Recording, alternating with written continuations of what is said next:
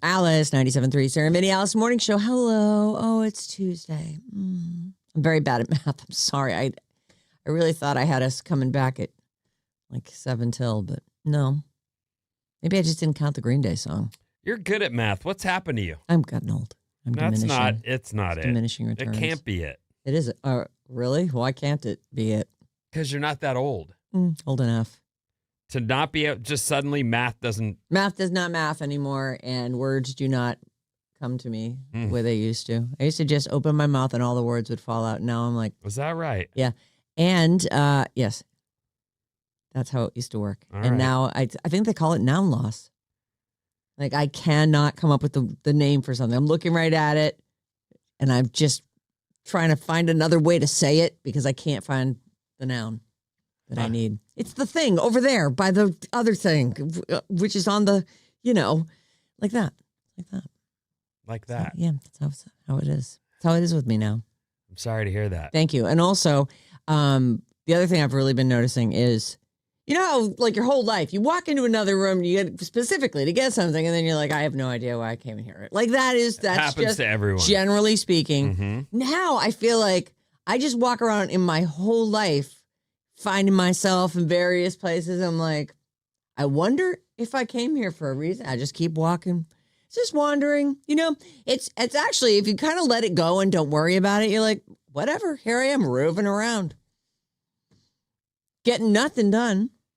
Maybe you should try some, I don't know, like there's so many supplements out there today to help, help your pistons fire. Try some creatine. What's creatine? I don't know. That's what I'm saying, though. There's got to be something out there. That's more for muscle building. But I was going to say, like, is that anything like creosote? That doesn't sound good. Oh, try creosote. Creosote is, I think, you don't want to lick that. You wouldn't want to put that in your mouth. Creosote. Because it's like isn't creosote like an oily, varnishy paint? Who brought up paint? I'm saying take some supplements. Why? Eat some paint chips. Yeah. What? Yeah. That's what I'll do. I'll just, what? Isn't lead paint recommended? It is very much recommended for your brain. Yeah. It's not, kids. It's not. Believe it or not, I actually remember that from my childhood. I would tell you. Always be, remember on Saturday morning cartoons, there would always be like, don't eat the paint. All these PSAs for the children of the world. Remember that being a thing they were trying to get rid of. I don't remember the commercials. You don't remember the warnings that we were getting about it? They're like, the kid shows, he's like, my brother had a piece of paint chip in his face this big. It was on it. There it is on his. I have no idea what you're talking lead about. Paint.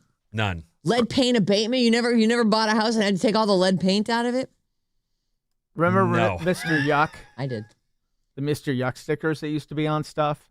Oh. Did you ever see those? Yeah, I do remember those. Yeah. I remember Yuck Mouth in the middle, but I don't remember those other ones. What is that? Mr. Yuck Mr. means... Yuck, I was on commercials when I was a kid, and there was these it's a green, like a smiley face, but with its tongue out and like, looking depressed. Looking like it just ate something bitter. bad. Yeah. That was universally used.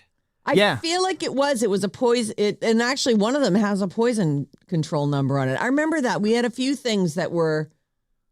Never seen it. And they'd stick the Mr. Yuck sticker on all the things. Things you're not supposed to eat. And then I forget it had like a little jingle too, I think, something. Oh. Well, maybe you can. How did we get here? I would tell you to try some around. I don't know how we got here. Chia seeds, but they tore my throat up. Those things are terrible. So don't try those. Even if they bring your head back. Yeah. You'll lose your throat in the I take a multivitamin and some extra calcium. Like, what else would you like me to take? Maybe you can make me a little list, doctor. I will.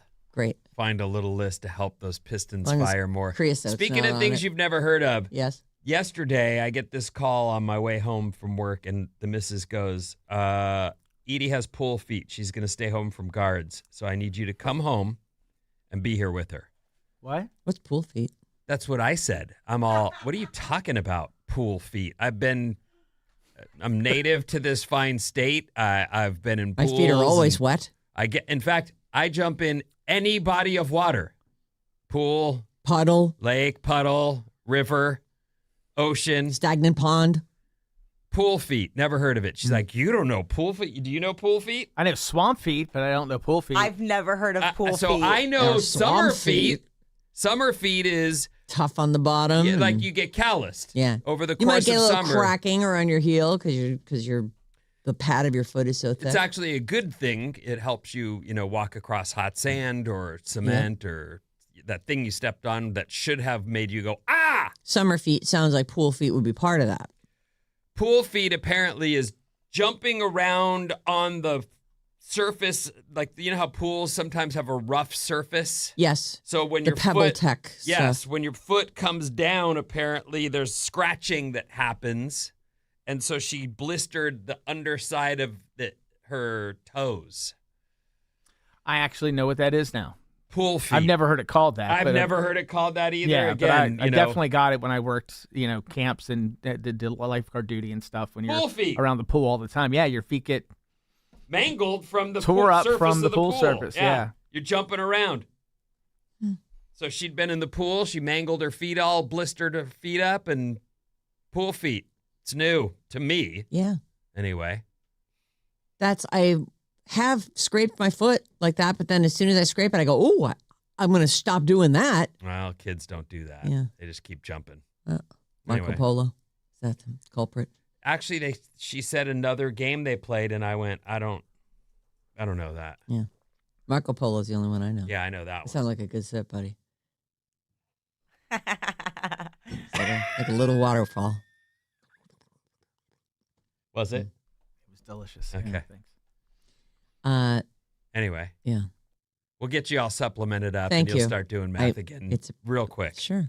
Right. Hey, Bobby. Vincenzo. While you're on, can you remind us what our movie club assignment is this week? Oh, well, this week it's Raising Arizona. Mm. We'll be talking about it on Thursday morning. It's Maddie's favorite movie. Did you watch it yet? Anybody? No, Nah. I haven't. John's I gone did last night. today and tomorrow, so at some point Oh no! today or tomorrow, I'm going to do it. We're going to work on those questions today, so All right. maybe I'll watch it tomorrow. Okay. Have you watched any of it yet? No, but I mean to, but I actually have been having good nights. Like I've been playing guitar, and it's hotter than heck, and gonna get hotter. But Oh no! Hotter than it already is. going into the weekend, we're going hotter. I was cold last night in the city. I had to close my window. Good one. Anyway, Bob, can you look up all manner of brain supplements? Oh, don't bother. And then I'm not we'll going to try take any brain supplements. Oh, you I'm will. just not the kind of person You that could takes try- those wackadoodle things. You try meth. Oh, that's a good idea. Keeps you up and your brain active. I hear though long term that's not a great solution. Just for mean, your teeth. Yeah, and then you're getting old anyway. So And you're right. I'll you're- probably get dentures soon. Yeah, they're gonna so, fall out. And Yeah. The idiot thing I hear about that stupid drug all the time is my house has never been cleaner. Yeah, until your life completely fell apart And you didn't have a lost house everything. anymore. My house has never been cleaner. Somebody talked to Greg Baldwin about meth. yeah, that was there's a house cleaning store with Greg. He was, when he was down in the dumps and living in his car, I invited him and he moved in with Shauna and I, and he was like, I'm not doing meth. I'm clean.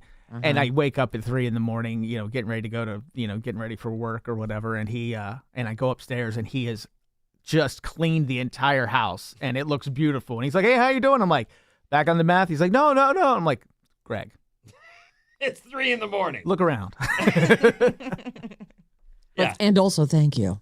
This looks wonderful. That's It did look great. It's a dumb perk, though, to ruin your life for a few minutes of clean house before you lose the house entirely. I mean, it was nice for us. I mean, it was, I'm sure it wasn't nice for us. In fact, I'd bet Shauna would say, yeah, I didn't want that guy in my house. Yeah, that was the beginning of the long end for us. Yeah. Just that was one more straw on the camel's back. Yeah. It Yeah. didn't end well. He ended up taking some money and Oh, he's doing My good now, car though. Oh, take He money stole your and car? yeah, took it to go Oh my Get God. more meth. get Yeah, more. that's fun. Missed our wedding. Yeah, that That's was. how that goes, though. But Greg though, talk about turnaround. He is just killing it down in L.A. at the Improv. He's Yep. like at the Improv almost every weekend. That's now. great. And you know what? Chops. He's going to get his chops up, and he's hanging with the right kind of people. Like he's got He's hanging with true pros. right. Like What's the? I will not be able to think of their names. Back to me not having any nouns left. One of them is your old boyfriend who told us the story that not your boyfriend, but you guys were good friends. I know. The I know. SNL I'm guy. picturing both of them. Who, Daryl Hammond? Daryl Hammond. Yeah. Mm-hmm. And He's with Jay Moore a lot. Jay Moore. That's one. That's it. That's all I'm looking for. Daryl told us a story. You weren't back yet, Maddie, but he told us a story about during the pandemic how a hooker ripped him off. And he fell in love with her. He thought they were in love. And get him married. And he was like, I loved her. And I didn't know that she was a hooker until I don't remember but when he told us the story, we were like, oh, and I expect tragic. There to be a book and some kind of, like this is one of those stories where you go, the world needs to hear this story. It's too good. Yeah, he got taken for a ride. Mm-hmm. Did you tell that whole story on the air or was that afterwards? That was all on the air. Yeah. Yeah, one thing about Daryl's funny is every time he would come on the show, after every segment, he would go off and like grab me and want to know how it was, if that went well. And I hadn't seen him in years and went to a comedy show that he was at. And after the comedy show, walks over to just starts telling me about his act and how did it go? Was it funny? And I'm like, you're funny, man. You're very funny. He's a strange dude. He's a guy who goes to see. Remember, it was Les Mis. He'd seen 3,000 performances of it on Broadway. I'm jealous. No, you're not. 3,000? Like, I saw it once years ago, and I was like, well, that was really long. And I did cry, and it was beautiful. And then I saw it again as a high school play, and it was less awesome, but still the old college try. A lot of heart in that. And I listened to the soundtrack, and I've listened to it 20 times in my life, and that's all I need of that. If you pull up one of the songs, I'd love to sing it. That's great. But going to see that, it's arduous. 3,000? I'm not kidding either. Like, he went to something like 3,000 performances, right? Didn't he go every night for 15 years? I don't know, but you know what that screams, and I hate to say it because he seems like a nice enough man, but make some friends, bro. Yeah. Make some friends, go to dinner, do something else. Listen, I get that we're all on the spectrum. That it screams spectrum-y to me as well. Like Daryl. Yeah. That's or even like OCD. That's what I mean. I like wonder just if he had compulsions around it. Because every night for 15 years is a bit much. He has compulsions. But the good thing, he's got a friend. He's got Greg. Greg's with him all the time, goes on tour with him, keeps him company. Yeah. Opens up for him. Well. Yeah, Greg hooked up with the right people. Yep. People with big names. Okay, so do you want to just roll? Yeah. Okay. KLLC HD1 San Francisco. Sarah Vinnie, Alice's Morning Show. Let me just move this song real quick so I got to make some changes here on the log if we're going to skip the song. I'm going to move it down here. There we go. All right. Now we're ready. Tickets are sold out NoahCon. All this week, 9:05, we've got a code word for you. 12:05, Mason's got a code word, and it's chain with your last code word of the day at 5:05. So we got sold out tickets for NoahCon August 21st at Oracle Park. It's courtesy of Live Nation. You'd love to go, wouldn't you? Noah Khan, he's great. I have a friend who just said she went to Vegas for the weekend to see, you don't know, Kelly Clarkson. Oh, and how was it? I'll bet it was amazing. I didn't hear, but I just thought, wow, I wouldn't even have thought to go, let's plan a trip to Vegas to see Kelly. But if I were in Vegas and someone said, you want to go see, I would go, she's a damn good singer. You remember that? She did a short set for us at like a summer thing. The shortest set of all time. Yeah.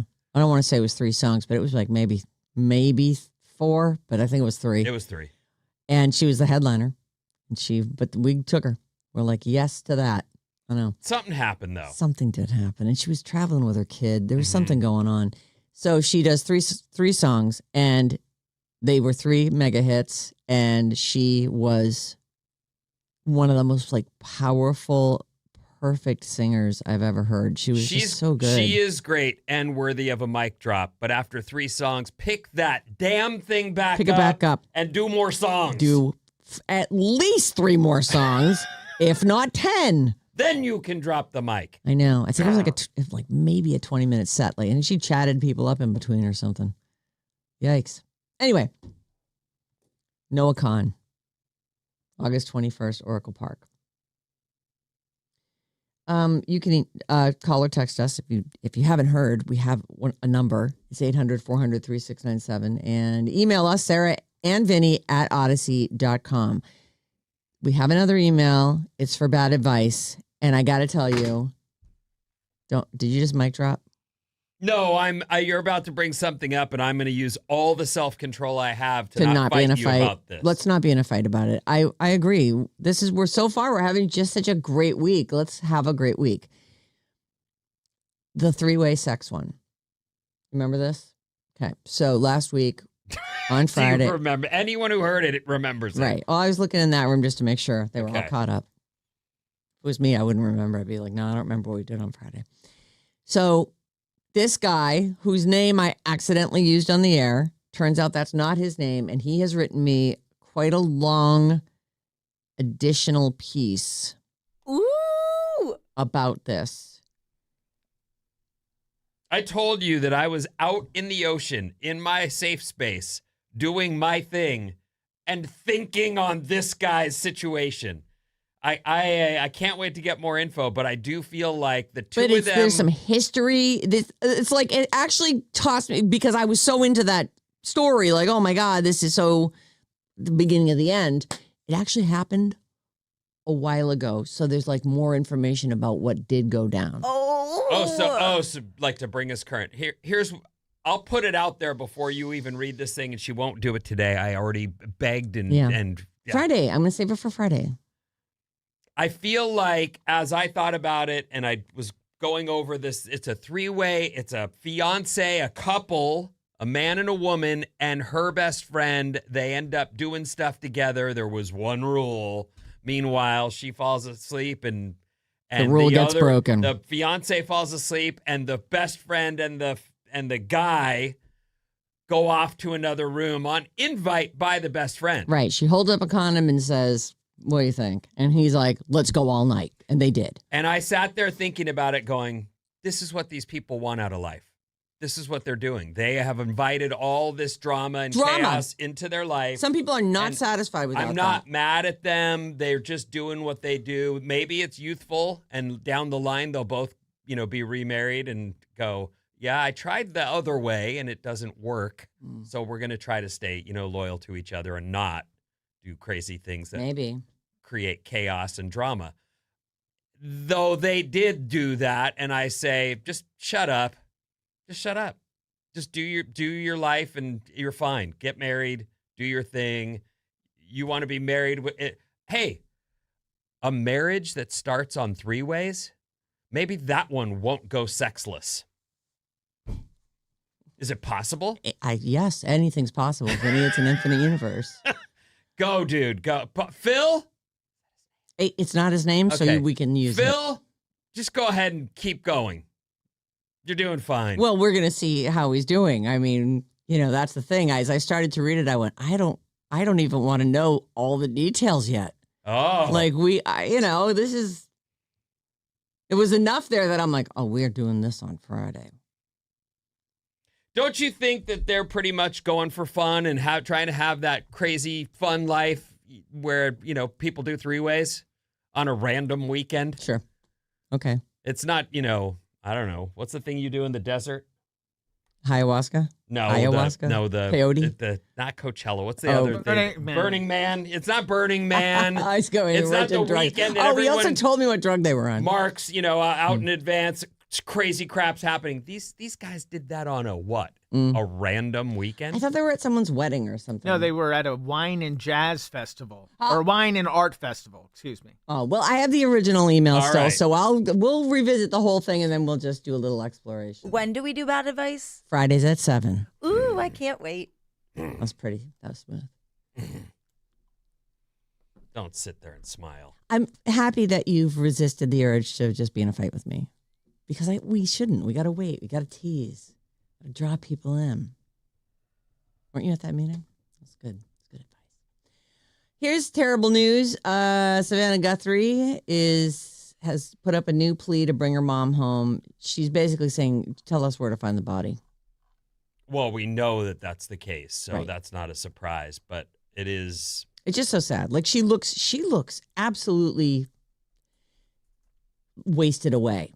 Like, Here's what I'm sad to just sort of my observation is these guys are running for their lives.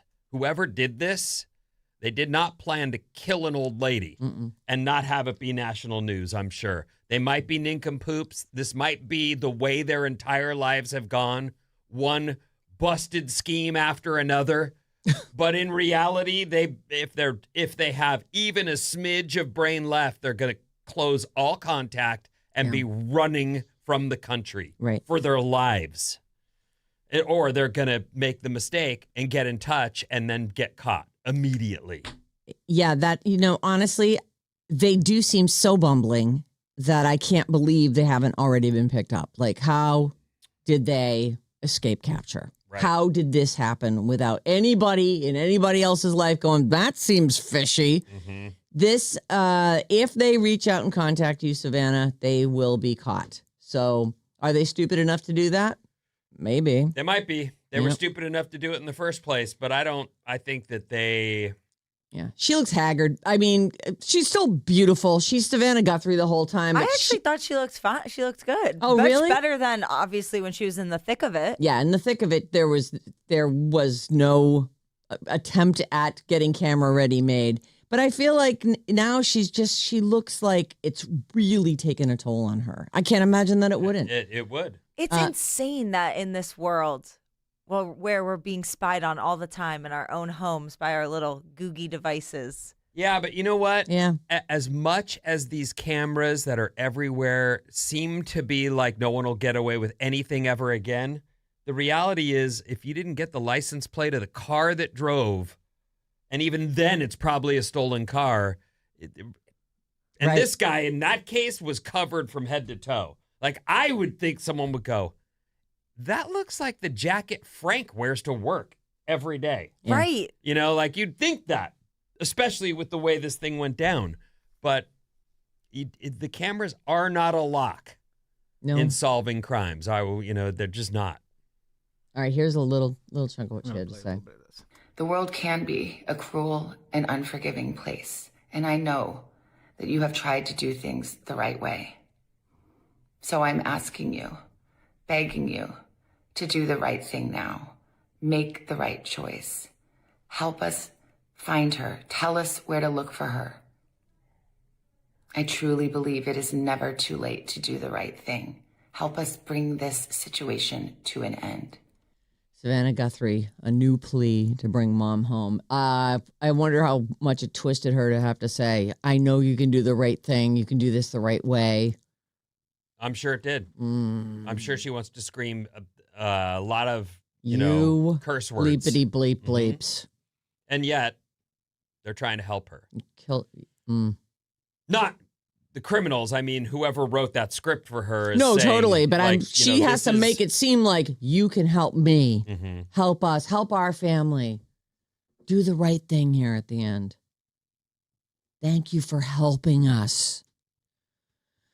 Anyway, it's been like 6 months now. It's crazy. Yeah, I think they've left. Or they've just gone back to their lives. They're always looking over their shoulder, but as far as they're concerned, they got away with it. I'm just always curious as to, there's a little bit of Nancy Guthrie's blood on the front porch, apparently. And we've got Ring camera video. Did he smash the Ring camera? Why do we not see him? Why does the Ring camera not pick that part up where he's getting her out of the house? Or it's just so weird. I didn't see him smash the camera, I guess is all I'm saying. Moving on, because I'm not an investigator. I'm just a wonderer.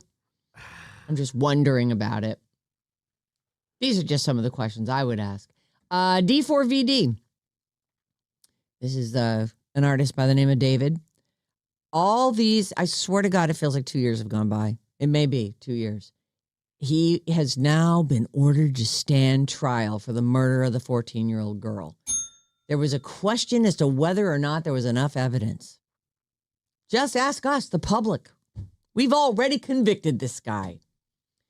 A judge ruled that D4VD must stand trial for allegedly killing and dismembering and other things to a 14-year-old This girl. guy was in his 20s, right? I think he's 22. And he's with a 14. Well, and he was with her when she was 13, Yes. probably. Yeah.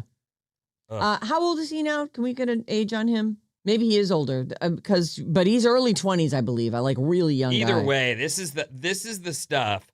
As our society's gotten considerably better, I realize you look around and you say there's plenty of stuff to grind on and finger, and yet it feels like most kids don't get spanked at the grocery store in public anymore, and there's a lot of people who would frown upon that, and you'd think a 20-something He's dude 21. with a 13-year-old girl would cause people to point and be like, dude, what are you doing?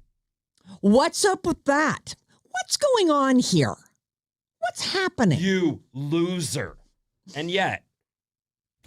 Yeah. No, I mean, I can't believe that he was allowed to. He was like a whole year before they picked him up. All right, so there's that. He's been ordered to stand trial, and he's currently incarcerated. And I just want to say, I see something like this, and I think this is why people win the lottery and their lives fall apart. Because spending $500,000 on a Rolls Royce, like, if you're going to spend $500,000 on a car, like, what should your net worth be? Like, at least, I don't know, $20+ million. Like, that is just so much money. Such a waste of money. Just the other day, Yes. I forget what you asked me exactly, but I have 2 cars. Yeah. I have my Heepa you-know-what minivan. Yep. And then I have That you love. I love it. Mhm. And my Mach-E, which I drive to and from work every day. Yep. It's an electric. It's a beautiful car. Mm-hmm. But I worry about it. I have to think about it. I pull my van, I'll go anywhere. You can bang right into my van. I don't care. I am free. It's paid for in full. It does.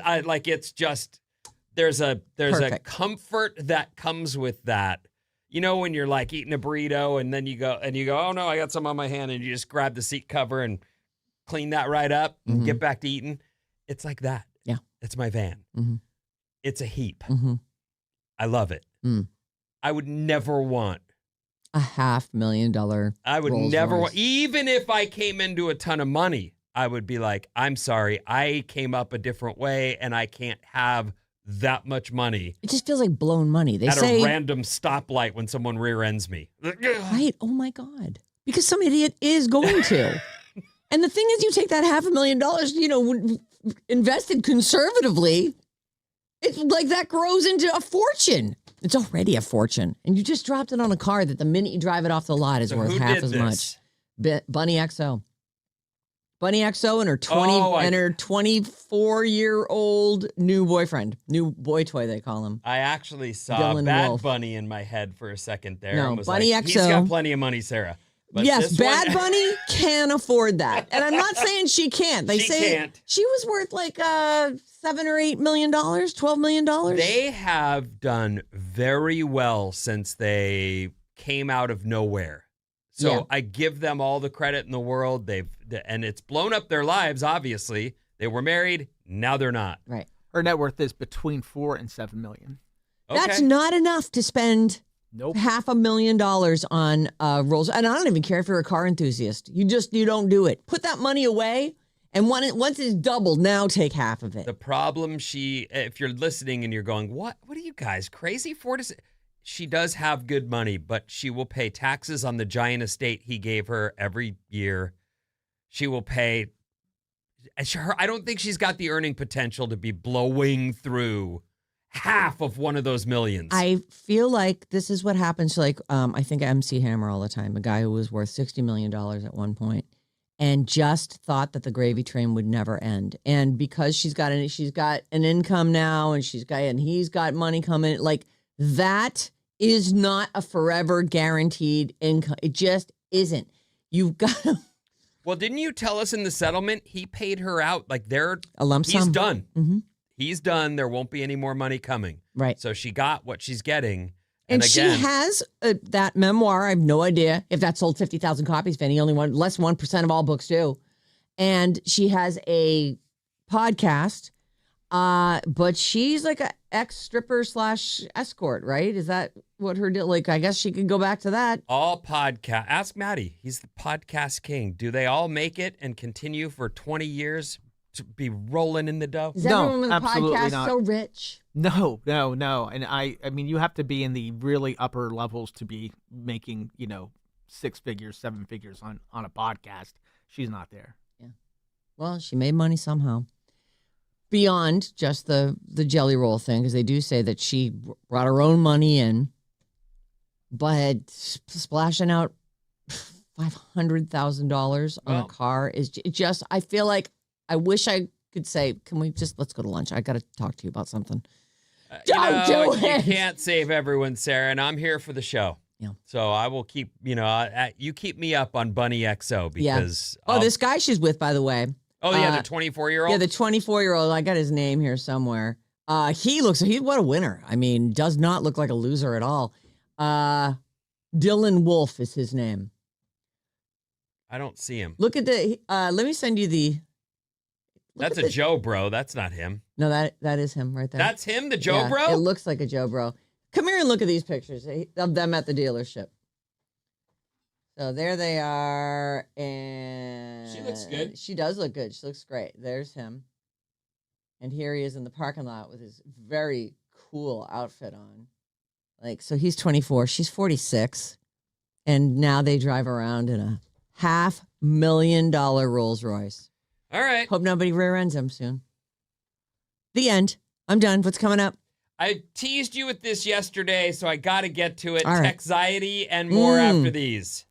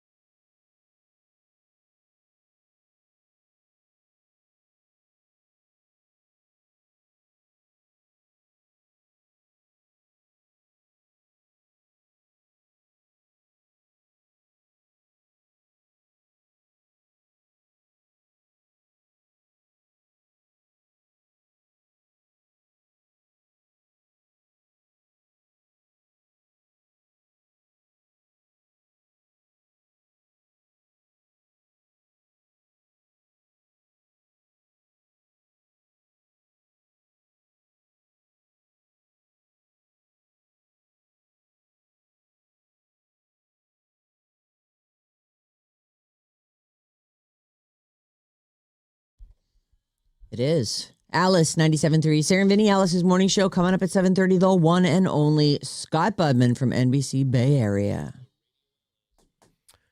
What's up, everyone? This Alice Report is brought to you by Fremont Bank. Healing is stronger with support. The HERS Breast Cancer Foundation provides post-surgical products, caring services, and community connections for people recovering from breast cancer, regardless of financial status, because no one should heal alone. Learn more at HERSbreastcancerfoundation.org, proudly supported by Fremont Bank Foundation. Doing good out there in the world, Fremont Bank. Blue skies right now overhead in downtown San Francisco as we broadcast live from Studio 9. I did see clouds like this way and that way, so there's some mixed clouds. We are going to be gorgeous moon this morning. It's a on my way in. beautiful. We're enjoying summer. Summer is. We are in midsummer. As you said, hotter today. Hotter into the weekend. Yeah. So It's hot enough. And that's not everywhere, but like Napa's going to see mid-90s. Like it's going to get hot again. It's cooking. So There was a fire yesterday in the hills right above my house. And I know, like on a road. And they were helicoptering and, doing all the dumps and stuff. And there wasn't a whisper of wind. I'm like, and a bunch of my friends were like gathered in downtown, like looking up at this thing. It's like right up on, it's, I mean, just right there. Oh my God. It's so scary. And just like the heat, it's, as they were sending videos of the whole thing, I was just like, we are so extremely lucky that it's not windy right now. And we're grateful to all of the first responders who They were on it, man. They have to be. They have to be. Like, stomp that out quick. Immediately. Because these things get out of hand, and, then you've got France and Spain. On fire. And I don't know if it's this many.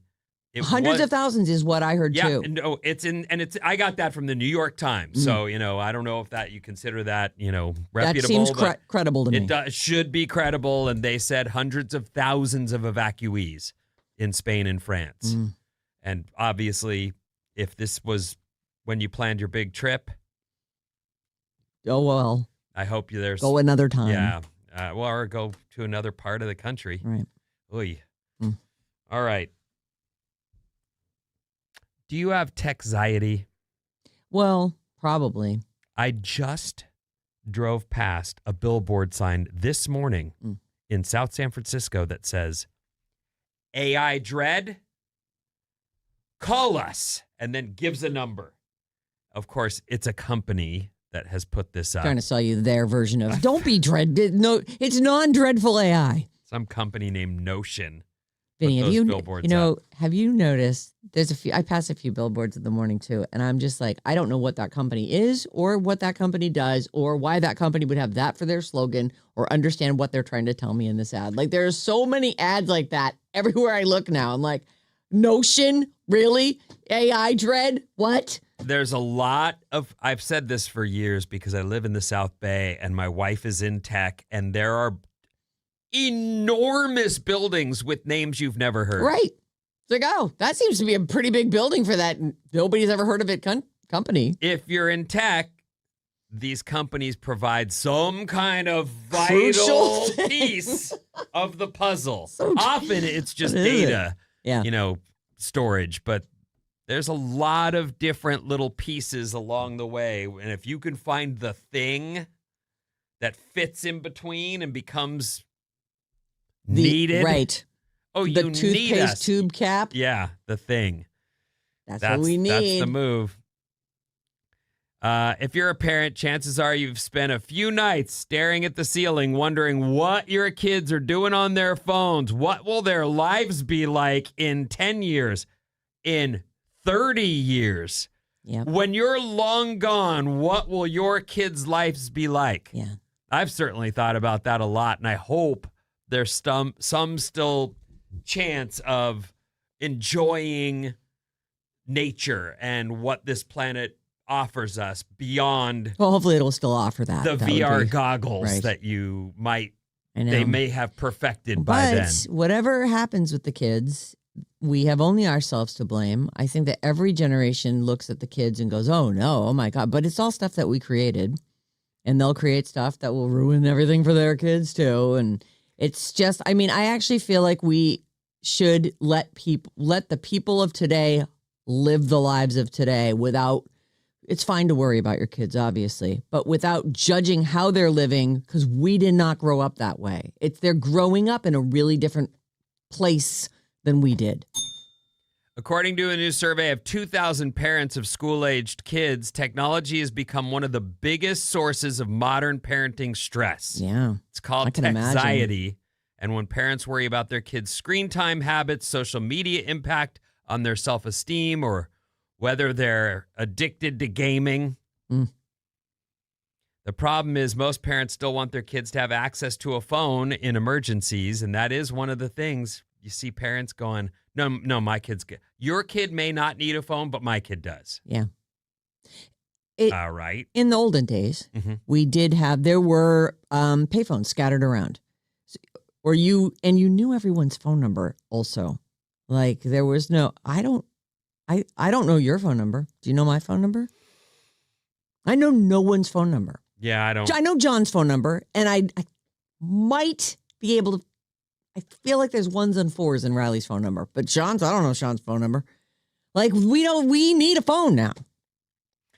Yes, we do. Grown-ups do. Yes. You don't think kids do? I don't. You just, yeah, I mean, you just said it. Yeah, we could all just submit. We could all give up and just say, yeah, let's all hand kids phones when they're 6? Well, as soon as they're born. As soon as they start school? Maybe like we could give them a little watch. And then we could give them baby alerts. The watch is what we've chosen to give Isla. Oh. She's our 12-year-old, and You can't do much on that. No, you can't. Yeah. You certainly can't get onto social media, but we can track her, and she can make calls with it. So if she's in an emergency. She can text too. You can do little texts. Yeah, you can voice text, or you can, and she does have little pinner fingers, but you need to be able to like get their little digits. She is almost 13 years old. Yeah. Like I think she's more than ready for that kind of. Oh, she wants it. I'm sure. Believe me. No, but I feel like that's an age where you could have a conversation and express your wishes, and she would understand it and completely ignore them. You know, Right. like a kid would. Well, she's a kid. So Oh, she's doing the right. kid stuff, That's why. including text. Hey, how are you? I am in the front yard. You can come talk to me. Yeah. I'm not going I'm to. not just a random person. I get that you want to text. I'm not going to do that with you. Anyway, parents lose an average of 7 hours of sleep per week worrying over their kids. Yeah. And it's due to this tech and what it's going to do to their childhood. You're going to worry as a parent no matter what No you matter do. what. And if it's not about that, it's about some other thing. Oh, my mom used to fret over her big thing. Once they built this big shopping center, a strip mall across from us, the main street was Culver and Walnut right around my house. The two main streets. And just crossing that to her was like, well, you're going to die. Oh. You're going to die crossing that street. So I can't let you go over to the new strip mall where there's pizza and video games and the things that, people want to do. Well, those are major boulevards that you know. Yeah. But I can totally understand what she was saying. Mom, I'll just hit the button and then I'll walk across when it says walk. But you're so short. I'm going to be fine. Somebody might not see it. Everybody's How got long work. did it take before you got to go? Oh, I broke her down. I mean, Yeah, that's well, really how that that is goes. true, I mean, right. eventually, Endless wheedling. Christina and I were just talking about this. I used to take the bus, the 65 OCTD bus, at 6:15 in the morning from Irvine, right near my house, to Newport Beach. I'd stay at Newport all day, and then I'd take the 6 p.m. home, and that was my every day in the summer at 12. And I surfed, by myself with my friends. You'd meet but- up with your friends if they happen to get on the bus. And so I said, well, since I used to be able to do that at 12, do you think? And she was just like, there is no way I would ever let her get on the bus at our house and take it down to the beach and then be gone all day. There's no way that would happen. Right. And she would have a way to contact her. There was no way. If anything had happened to you, your mom would have been, the cops would have been like, he's got to be gone 24 hours before we can do a damn thing. Like that would be, well, that would be crazy. Well, and she got plenty of collect phone calls from me saying, you know, our stuff got stolen. I got no money or clothes. And then she'd have to drive down or a and get towel. They took it all. All right, I'm on my way. I'll meet you at the Taco Bell. Oh, boy. Like, there it is. That's. You even had a meeting point. Well, it happened enough times. I mean, people take your stuff. That's what happens when you're in the ocean most of the day. Mm-hmm. Anyway, what am I? I've got to move on. How about a fast fact? I love fast facts. You know that. Oh, boy. Oh, my God. Oh, look, it's a hotkey up here. Which thing do you have? It's right here on the left-hand side, no? Is that not your thing? It doesn't. He just had the volume down. Pablo Picasso We need to work that. was briefly suspected of being involved in the 1911 theft of the Mona Lisa, but he was soon released due to a lack of evidence, despite possessing statues previously stolen from the Louvre in 1907. Pablo Picasso had stolen some other stuff from the Louvre. And so they suspected him for good reason, it sounds like. But he was like, that wasn't me. If pigs could fly, Yes. they would have trouble believing it because they can't see the sky. It's physically impossible for pigs to look straight up at the sky. Well, you don't have to look straight up to see the anatomy sky. of I'm their looking at the neck sky right muscles- now, and I'm looking straight ahead. If they look straight you're ahead, on there's the 10th horizon. floor of a You're- building. Come on. You can see the sky. That's so silly. The anatomy of their neck muscles and their spine limits the movement of their head. Okay. So if there's like a big field in front of them and a horizon, they can't even lift their eyes up off the ground. Nope. Okay, got it. They're not goats. They're kept in their little spaces. They can't Oh my God. see. Have you met Prepotente yet? Of course I have. Okay. Have you? Let me just tell you, she just brought up something. We're Dungeon totally crawler, about to go Carl. down an absolute side path. Ellie is easily my favorite character. It's so funny. Well, no, not favorite, but she's up there. Ellie's great. That is disgusting. She is so funny. What book are you on? I'm rereading 4. Somehow the entire book passed me and I don't remember any of it. And I just went, I have been driving and just taking in the sights and I seem to have let the whole thing wash over me. Isn't it funny what and I happens don't know to those where we people? are. It's like that group of people. It's like, oh my God. Well, yeah, the book is absolutely insane. Yeah, it is. I love Prepotente is like my favorite character. I love the voice work that the guy does. Anyway, pigs are not goats. Point taken. Go on. Originally, Marge Simpson's hairstyle was designed that way because the creator, Matt Groening, Something like that, yeah. Let's go with that. wanted to hide her rabbit ears. The gag was meant to be revealed in the final episode of the series, but they scrapped that plan long ago because there would have been too many inconsistencies for it to work. She was, okay. I apologize for that fast fact. I should have proofread that. That's It's not good. interesting. I That's not that hear it. good. Like, that was the plan. I don't like it. It is a weird, tall hairdo, I guess. The eye of an ostrich is bigger than its brain. They do have huge eyes and bird brain. You know, there's a reason for that. Tiny little brains.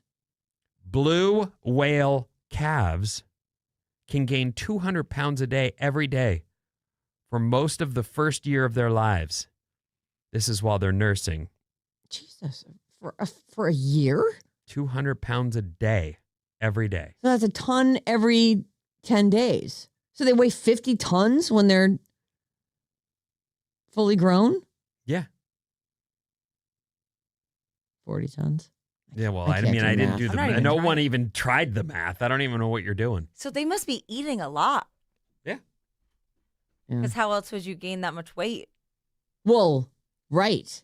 It's all because that's a mammal, so they're getting milk somehow. Like, how do I can't even picture a whale calf I have this visual nursing in my on a head. whale.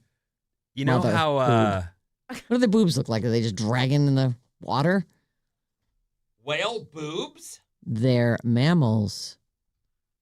The baby nurses. I understand, but So they've got teats of some kind. Okay, but Let's have a look. Here we go. And we're looking. They do seem to be mostly internal, and then there's some kind of little. There's a little grab hold. Oh man, that is just shooting. Yeah. I don't know what I'm Shooting looking out into the little baby whale's mouth. That baby whale's so cute. Why are baby animals so cute?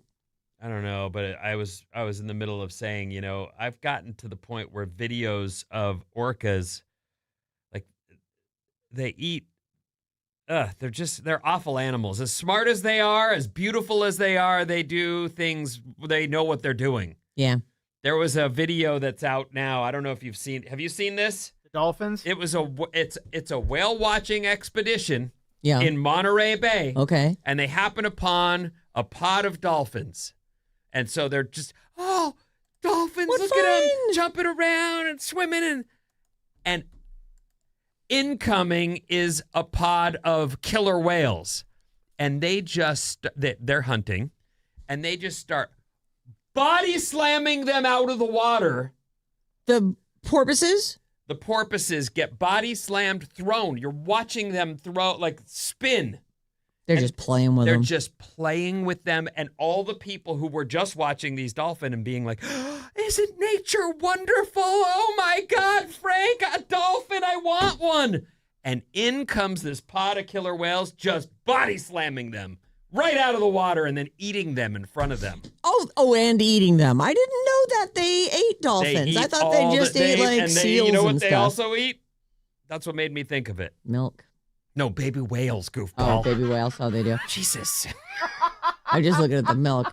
Got It milk? says that it comes out. There is something of a teat, but it has a very thick toothpaste like texture. The milk from a whale.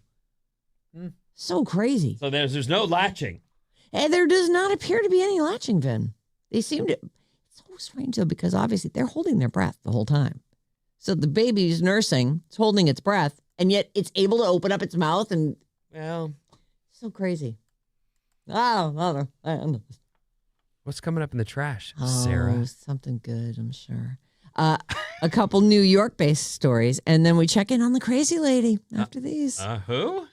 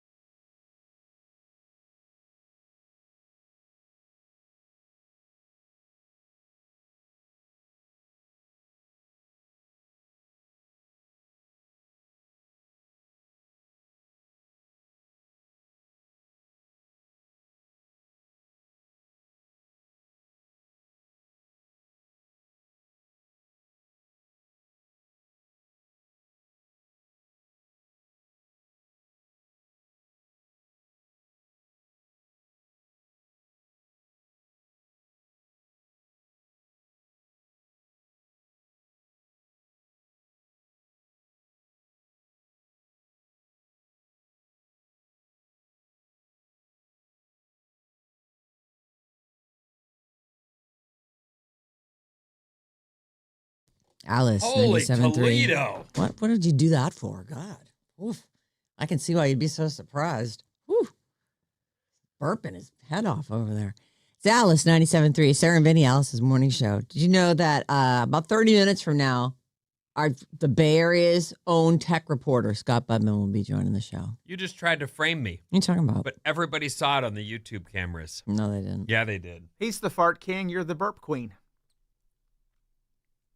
Yeah, you burp. Vinny's You're the burp Vinny's queen. King of farts. Is that what they call you, the fart king? No. What do they call you? No one calls the me fart. that. Call me Cool Breeze. No, nobody calls you that. I call you Fabries. La la la la la. Anyway, we're getting distracted now. Just tell us stuff. Talking to that mic for a second. Can you hear yourself? Good morning. Good morning. Yeah, I can. Mm. What are you tripping What on? difference does it make? It makes it, well, because everything should work in the studio. Everybody should have headphones on and be able to hear everybody else talking. That's I made whole... the mistake of telling Sarah a problem that I've been dealing with since I got here. She started here. She cannot hear. And she hears everything else. She hears us. She hears all the sound effects, etc. That mic doesn't feed her headphones for some reason. I'm like, what? No, you're supposed to hear Yeah. yourself. No, I know. It's important to me that you hear yourself. You should know so that you can adjust your levels and know that you're getting through. Otherwise, how would you even know that if your mic is on or not? You'd just be talking. It's how I know not to, and people will say, you're yelling, but I'm not yelling. It's how my voice projects. It's how I need to hear myself so I don't get louder. Right. You know what I mean? And you need to hear yourself so that you know that your mic is on. Well, I know my mic's on because you guys are always laughing at what I say. Oh, you are funny. Yeah, you're pretty good. That was, give her a drum beat there. Drum hit. That was a pretty funny one. Our phone number. Another home run every time. I know. It's crazy. How does she do it? I don't know. Where did we get her from? Like, out of the blue. You know what? If you told me, Vin, I'm going to give you $1 million, finger the guy or girl that hired Bob, I couldn't. We don't know who hired. Who did you interview with? Me. Dan? Why you? She interviewed for a job running the cameras. Yeah, but it on the show. So you had a meeting with her. yeah. I met She with wasn't all the already candidates. hired at that point? Who's you did. Dan? I No don't one know. knows who Dan is. I never We don't seen him even know where since. Dan works. That's what I'm saying. I don't know Dan. I never met Dan. She clearly made an impression on this Dan. I know someone who was here once was talking to me about her, and I went, if you didn't hire her, who did? And he goes, I don't know. I go, well, I love her, so we're keeping her. Yeah. I just broke in. No, she in her interview, it was a done deal. Mm. Yeah. What was so special about it? All right, can we do some stories? No, Ah, she, good That's one. enough. Listen, it's summer. There are no stories. Just so Oh, we're I all see. clear, Got it. we can talk about anything you guys want to. That's why I was like that whole, and now a story from out of nowhere. What's it called? A random story out of nowhere. There it is. Can we talk about how a lot of people, the cereal debacle from yesterday or Yes. Friday? When did we talk about cereal? Friday? And how Eating That was cereal in Friday. Maddie bed. eats cereal in bed? Yes. Yeah, and I just want to point out, I don't know what clip you put up or whatever, but the point was climbing into bed at night and trying to eat cereal next to people who've got to sleep Yeah. and get up the next morning. Yes. Like you can't, of all the foods, Yeah. Yes. Well, sure, some people agreed with you, but more people agreed with Maddie. yeah. What? Mhm. I got a lot of messages yesterday because of that clip, and Because those are just the people who are out there like, I used to think I was a deviant, but sounds like I got a guy like you on my side. no, it's totally normal to eat cereal in bed while someone's trying to sleep. Yeah. that's exactly the chorus how. of people. That's how those people That's sound. how I read it in my head. You're like Jeff Hayes. And then over they there. take another bite of their. Right. Yeah, that's it's not right. And the people who do it are deviants. I'm not a Are- deviant. Yes. Oh, Yes, you really? are. Really? Not much of one. Mm. Maybe a little bit. I like that sweatshirt. Got a really good looking, like a sharp looking A's sweatshirt on. Is that new? No, I've had this. I like it. Very old. That's a good one. Oh, thanks. Go to YouTube and see it. Oh yeah, that's right. We're live on YouTube right now. Check us out. Just if you just go to YouTube and search Alice 973, we pop right up. It's like at Radio Alice 973, something like that. Something difficult. And I if you can't missed remember. the cereal discussion, the clip is up on our Alice 973 Instagram. See you there. She's adorable. That's why we hired her. I know, she's adorable. Okay. The 25th anniversary of 9/11 is this year. Wait. 2 months. Less than 2 Okay. months. And there will be a comedy benefit hosted by Jon Stewart and Pete Davidson.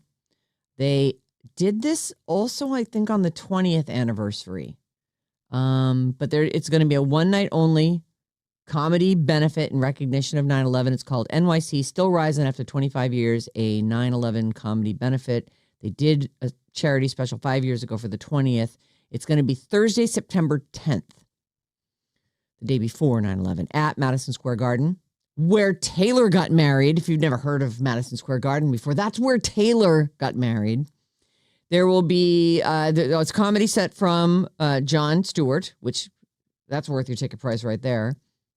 From Pete Davidson, Aziz Ansari, Bill Burr, Dave Chappelle, Ronnie Chang, Nikki Glazer, Josh Johnson, I don't know that guy, and more, who will be announced later. And they put out a joint statement. They say, we look forward to once again celebrating this great city's great tenacity, resilience, and championship heart. And we don't only mean our NY Knicks. Wait, did you say Pete Davidson? Mm-hmm. Okay, just checking. Were you only like half no. listening, or Well, you yeah. heard but Jon Stewart and went off the rails, or what? I was just making sure that he was included because if not, it would have been weird. It would have been. His dad died in 9/11. Exactly. That's like kind of, I don't want to say that's his claim to fame. I mean, he's a comedian and he's done stuff, but that is that and definitely Ariana something. Grande Oh, that's a solid claim to fame. and Kim Kardashian. Wow, the dude's got a life. You know what? That's right. I forget about Kim Kardashian. It was Oh, a there's hot 3 more. months. I don't even know. Well, there's also the woman that did he marry her and have a kid and then go, I gotta go. I don't think he married her, but he did in fact get one look at One what taste. husbandry, or whatever the word is, looks like, and went, bye. Yeah. I'm really busy. I got this boat that I bought with What a Joe's. D. Unbelievable. I know. Well, You know can who you else blame me, Vinny? I mean, wouldn't you have done it if you could have done it? I could have done it, Pete, but I didn't Why want to didn't do you? that because I think that I that don't know, was. man. I was like, I got other things to do besides Well, this. yes. I'm not doing this anymore. You know who else he pulled?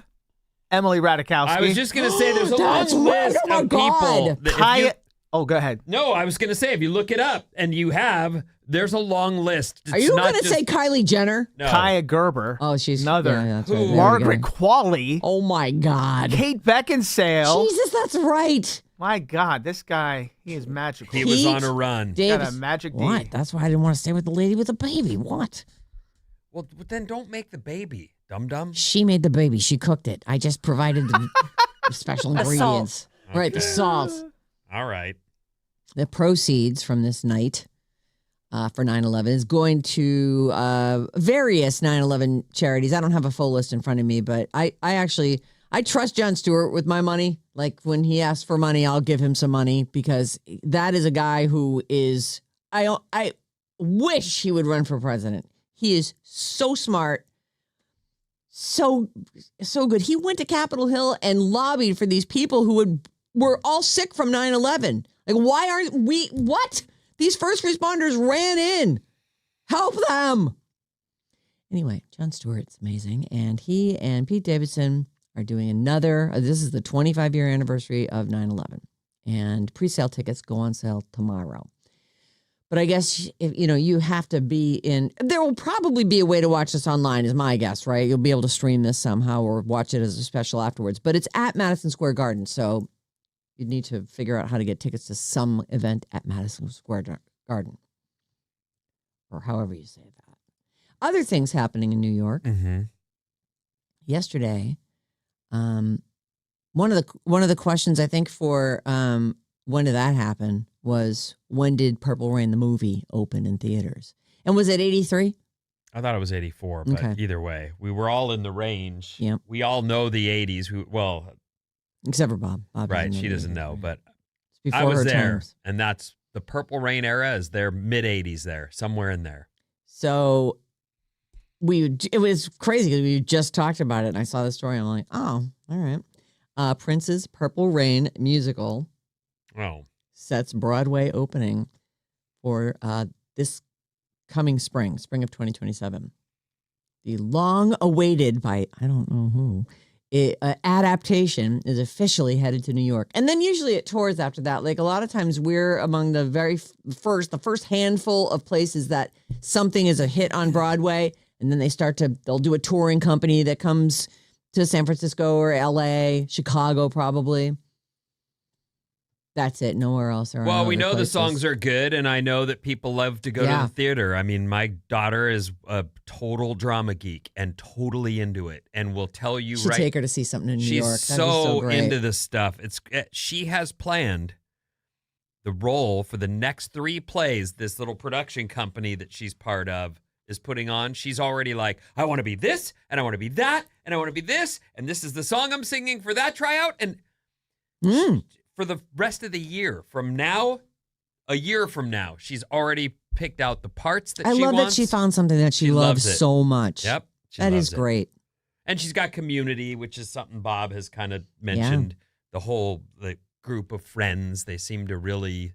Well, and you have to, I mean, every person from the lowliest ticket taker to the director of the play, you've all got a job to do. Right. It's a team thing. Mm-hmm. It is really... Some of the coolest experiences I ever had was putting on plays. It's incredible. It's cool, and I think people will go see this. The songs are great. I don't know how great the actual play is. I'm sure Do you know Prince the names? Prince would have said, there's no way in heck I'm letting you write a play for my I wonder music. if it's based on the movie. Yeah, I'm sure it is. Yeah. More than 2 years after it was first announced, the stage there it is. The stage adaptation of Prince's Purple Rain has officially found its Broadway home. So I read about musicians, and he was the biggest control freak in the world. If you're going to do it, I'm going to be the one who writes it. Let's get to work. You know what I mean? Like yes. he was not a person. He would fire people in the studio while they were performing because they were doing it wrong. So it looks like March 12th, 2027. That's the reviews, as you like to call them, the practice shows.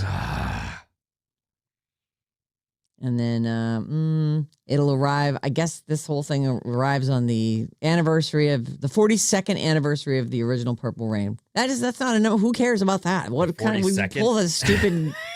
Do it on the 40th or do it on the 45th, or don't tell me what the anniversary year is. So silly.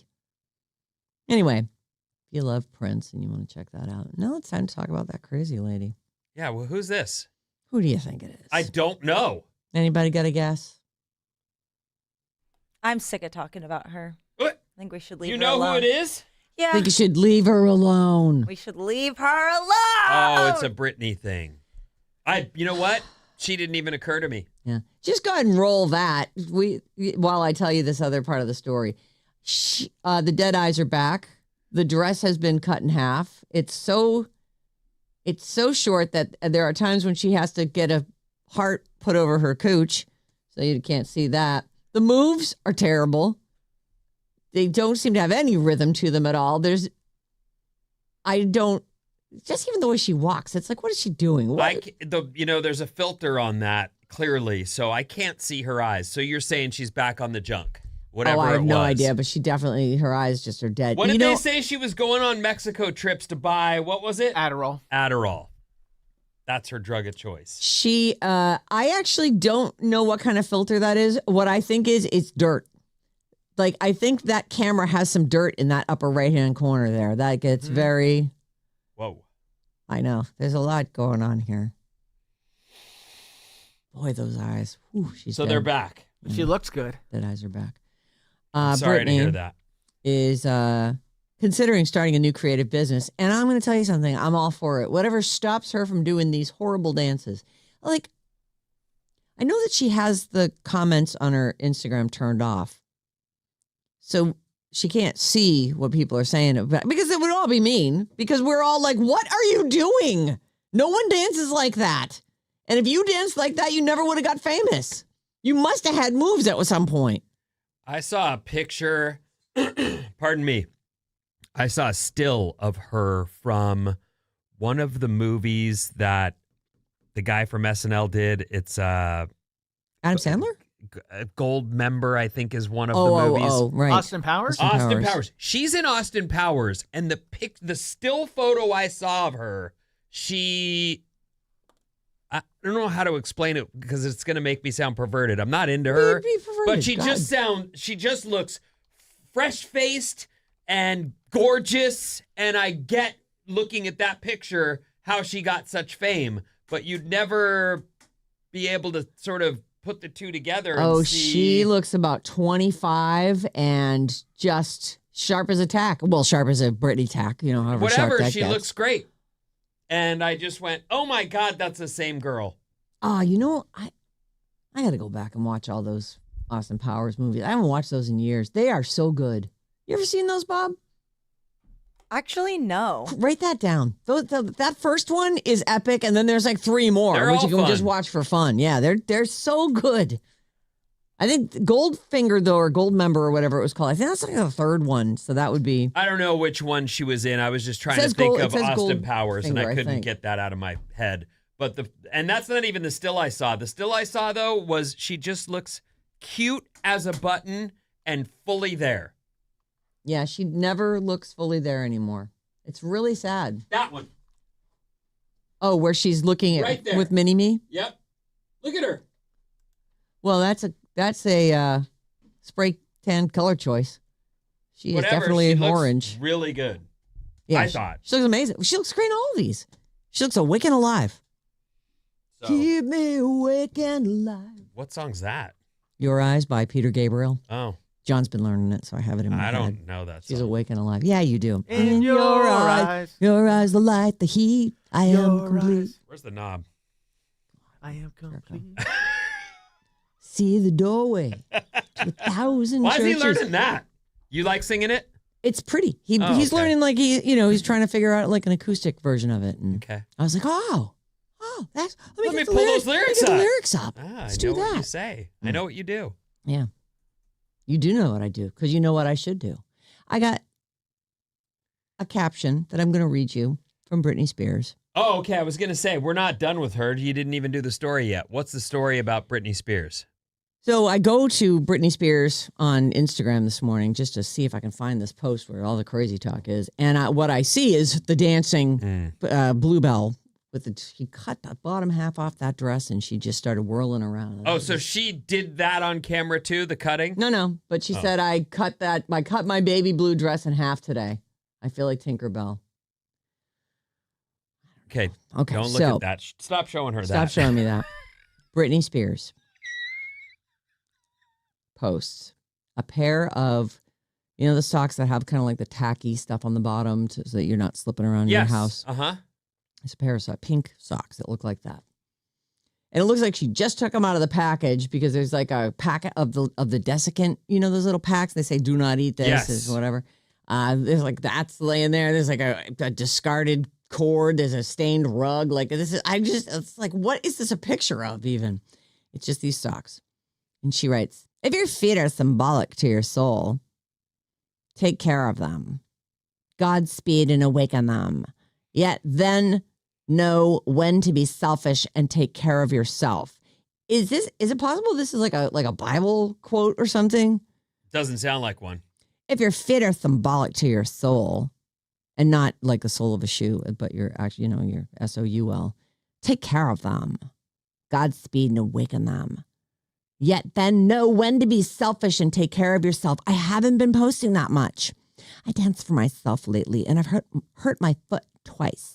I'm learning to be kinder to myself and I'm thinking of starting a cool business making soap and candles and quitting Instagram.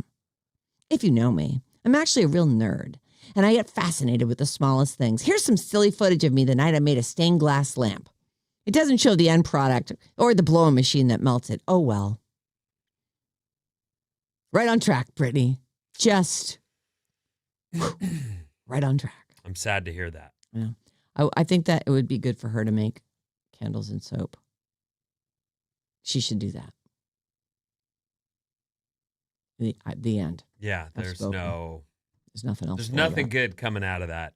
I thought we were on the right track, but No. it's harder. You've tried to quit stuff. Oh my God. I'm trying all the time to quit stuff. Can't do it. I'm just glad I'm not on whatever's making her look like a lady with dead eyes.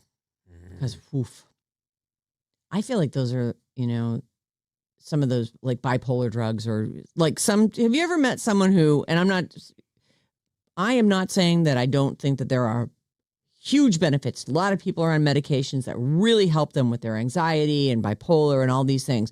But when you ever run into that person who's clearly on something and it ain't the right cocktail, like they are, I think it was, what was that first mood altering drug that came out years ago? Ritalin? Prozac. Prozac. I knew this guy. And he was a big dude, nice guy, super great. I guess he was depressed, whatever. He goes on Prozac. I don't see him for 2 years. And when I do see him again, he's like a completely different person. And all he can talk about is how he's on Prozac. He's lost 100 pounds. He can't look. His eyes are going kind of crazy. I'm like, what is happening? Get off of that. And that's all he could talk about is how he's on Prozac and it's so great for him.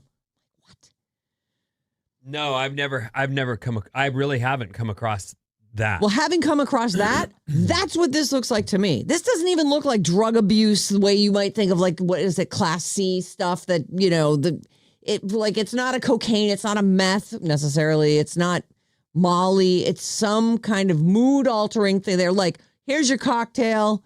And then she, added a bottle of wine, I guess. I don't know. Like, it's very concerning to me that she's been released into the wild, and this is what she's coming up with.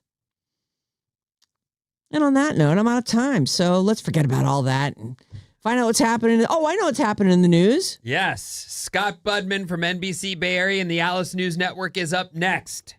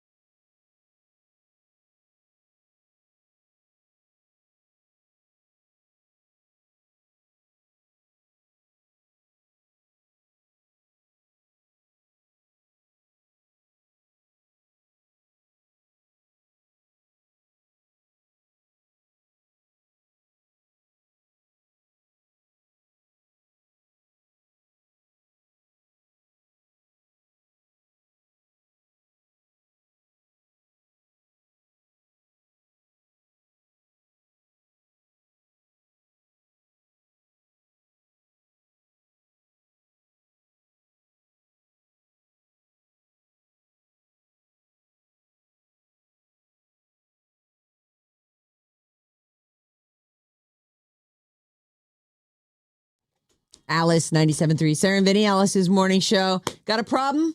We probably don't have the answer, but we'll bat it around a little bit, and we'll definitely have opinions on it. Our batting average is down, but I do feel like this last week we were like, one. I'm befuddled.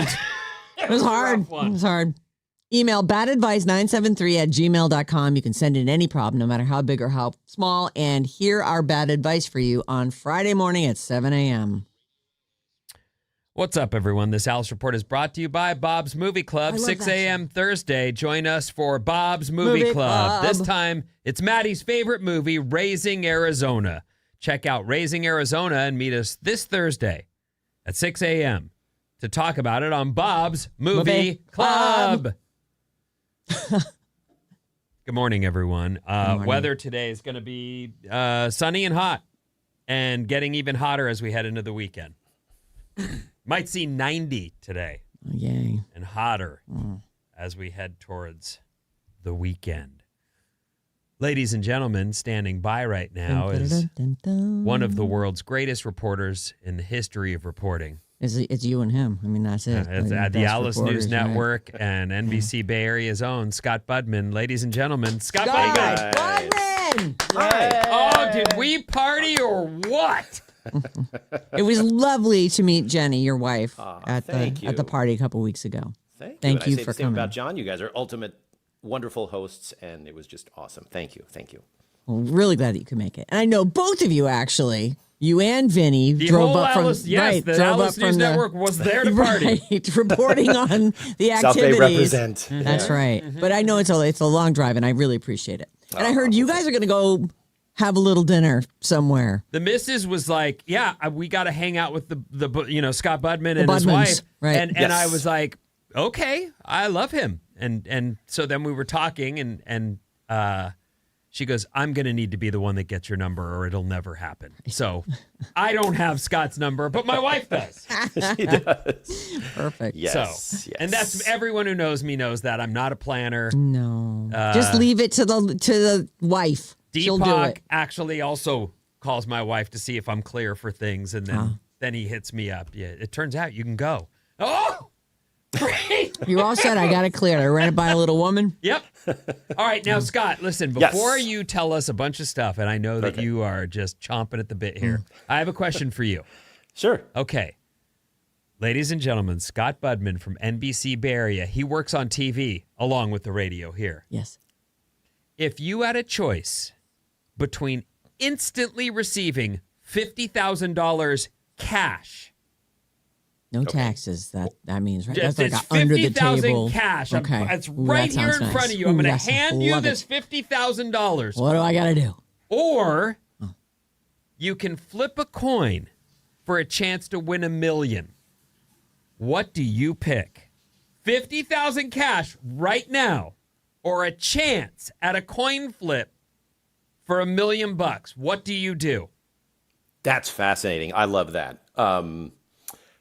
I love it because it's so dependent on the individual. I would probably say, and my life choices, literally growing up in the Bay Area, living in Silicon Valley, and choosing to be in news, show that money is not the ultimate, goal. So I could take the $50,000 in hand and say I've secured a little bit of the future, but also I'm older. If I were younger, maybe I'd flip the coin. I don't know. It's hard to say. I'd probably say the 50,000 is the sure thing. I love this question. It's a great question. I love it too. Sarah, I flip the coin. 100%. I'm flipping it. Maddie?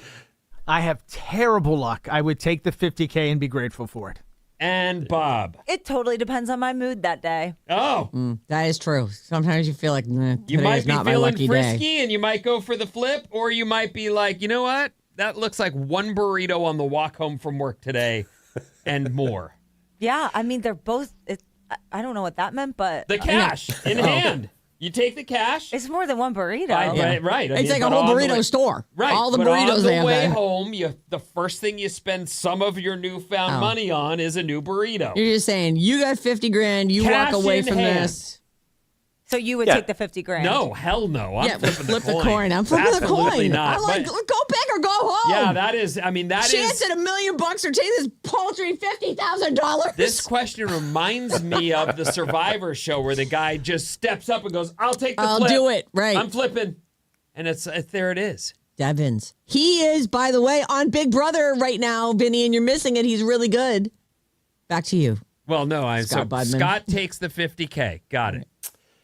Now, You're rethinking it now, aren't I'm you? just rethinking it. Yeah. You'd always be rethinking it. And true. if I'm not, but if I'm a financial analyst, I'm telling us, the four of us probably, flip the coin. I'm telling Bob, by the time you're our age, that $50,000 invested is going to be It's going to be $1 whole lot of million, money. right? And it's a sure thing. So you never know. I mean, you just never know.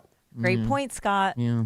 You're so smart and analytic. I absolutely would be in that. You know that moment when you're gambling? You can even do this when you're playing the lottery. Like it's just one of those things where there's all this hope and dreams of the It's million, the only good thing that comes out and of the someone losing flips ticket the every coin year. and it's in the air and you're like, oh my God, what I lost. Right. Oh my God. Well, it's in the air. It's Schrodinger's coin. Bob, can I borrow some of your $50K? I really just... Right. Just I want a remember, burrito. if you call the coin wrong, you haven't lost $1 million. You've lost $50,000. That's right. Right. But the upside of that is obviously tremendous. You can win $1 million. So Oh, I'm absolutely flipping. But anyway. I'm flipping it too. Because I walk away with the $50,000 going, I could have had $1 million. It's man, that's a great question. I love that question. All right, now, ladies and gentlemen, Scott Budman's here, not to talk about nonsense, hypotheticals, but to talk about different tech stuff. He's the Bay Area, the Silicon Valley's tech reporter. The go-to tech dude. And one of the big stories of the day is it seems everyone's fear of AI deciding to do what it wants has come true already. Is that possible? It's possible. It's absolutely possible. So It's tell happening. us this Yeah, story. what are we talking AI about? goes rogue. One model broke into another AI model. Basically, Is this the Chat GPT breaking into the happy face? Hugging face, yes. Hugging face.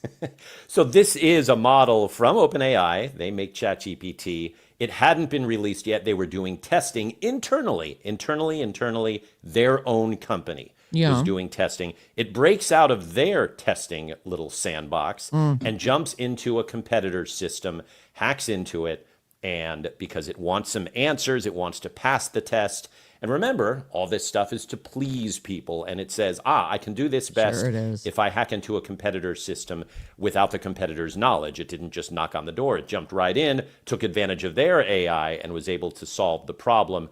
And the cybersecurity experts are freaking out because they're saying, okay, this is a little internal thing now between two AI companies. But what if it was an AI breach of the stock market or somewhere where we keep the nuclear codes or the military or something like that, where it wanted an answer and jumped right in because it's really smart, and AI obviously can do all this research in milliseconds to find out how to get into things. And now people are talking about a word that goes around the Silicon Valley and has for decades, the singularity. Are we at a point where humans and technology are kind of merged, if not physically, mentally, with these advanced capabilities? And are we therefore at this point without we don't want to be there yet. Most of us people don't want to be there yet. And the computer's ready. It seems like the computer is ready, yeah. This is scary. Just using the word singularity makes me think, oh, this sounds so sci-fi. But it isn't. It's sci-non-fi. Right. I mean, we've all seen these movies, and they never end well. No. This is something that even the AI people are saying, okay, we need to be tighter on the security. We need to be more transparent about what's going on and track these things. But these are that's what the people are saying. The models themselves, I don't want to say they have a mind of their own. I have to be careful about saying things like that. But they are moving on their own, under their own power, to find things through the internet and exploit even other companies that don't plan to let them in. And that's dangerous. And that's sort of where, at least on a cybersecurity issue, people are starting to get really worried. But are you really worried? Because honestly, I'm starting to think we might be screwed with this whole thing. It's like, there's no stopping anything. Should we all buy gold and bury it in our backyards? Like, I don't know what to do about this. This is ridiculous.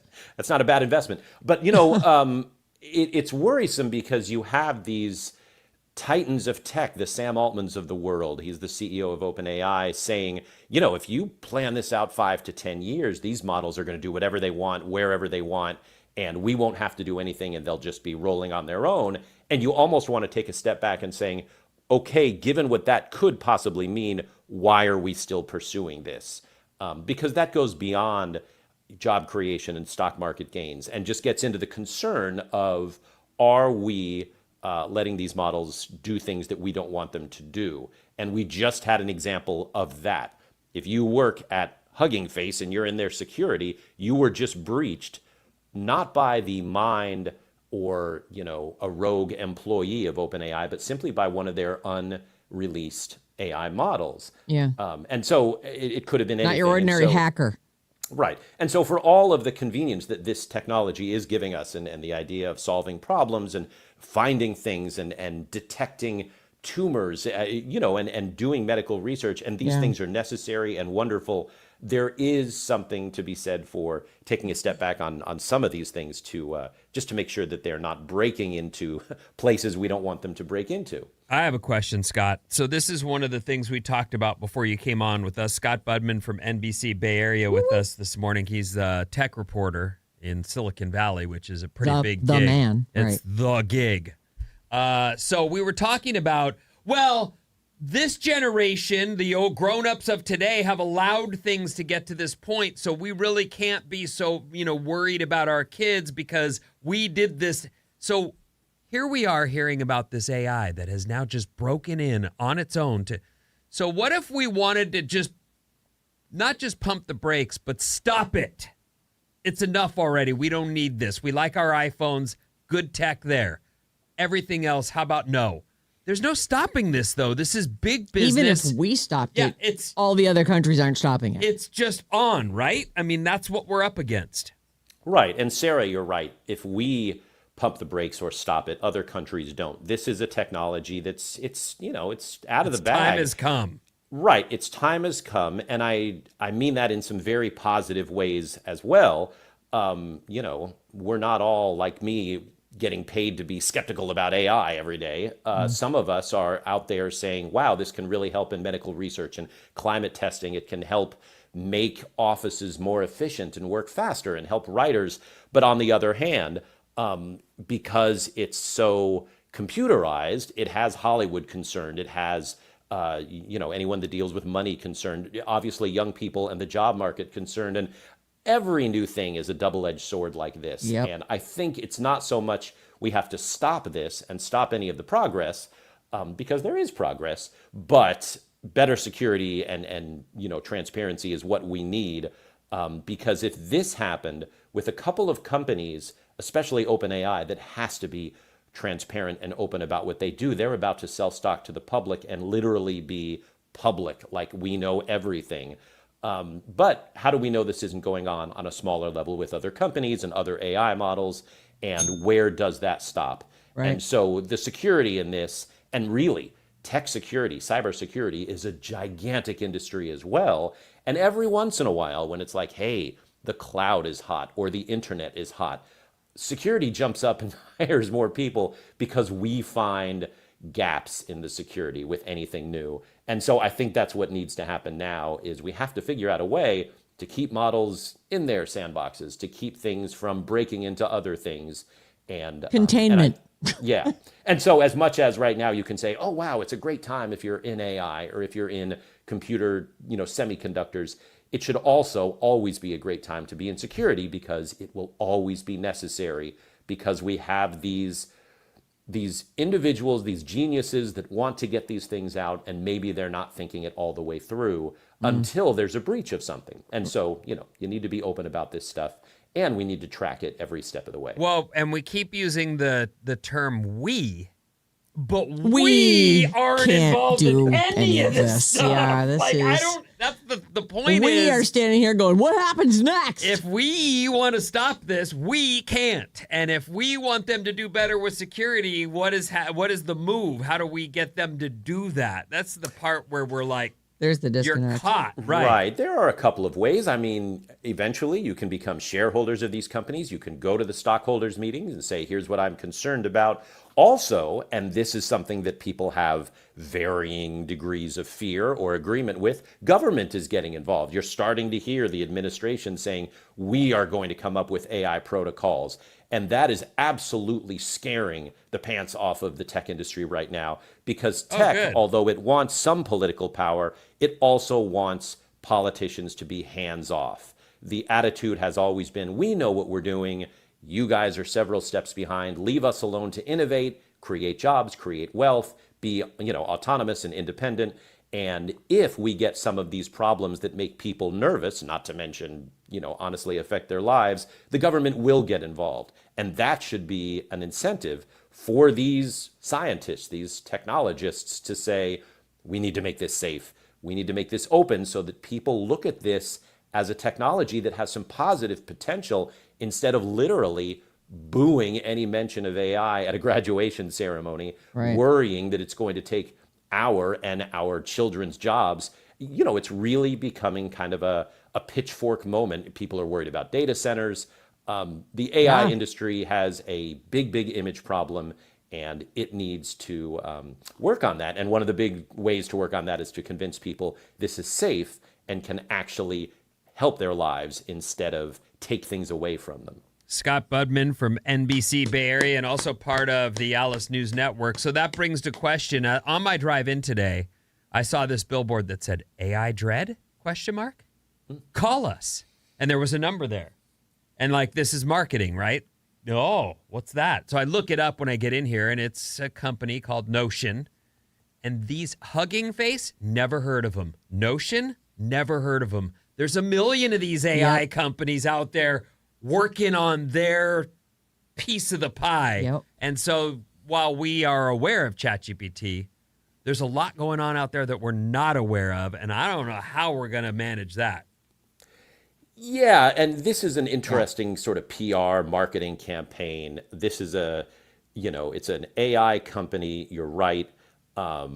It wants to address that anxiety that people have. You're seeing this with Meta. Their new ad campaign talks about how we're all about humans. And, you talk about a company with a trust issue. There's no bigger company with trust issues probably than Meta. And so for them to come out there and say, we love AI, but we're really all about people.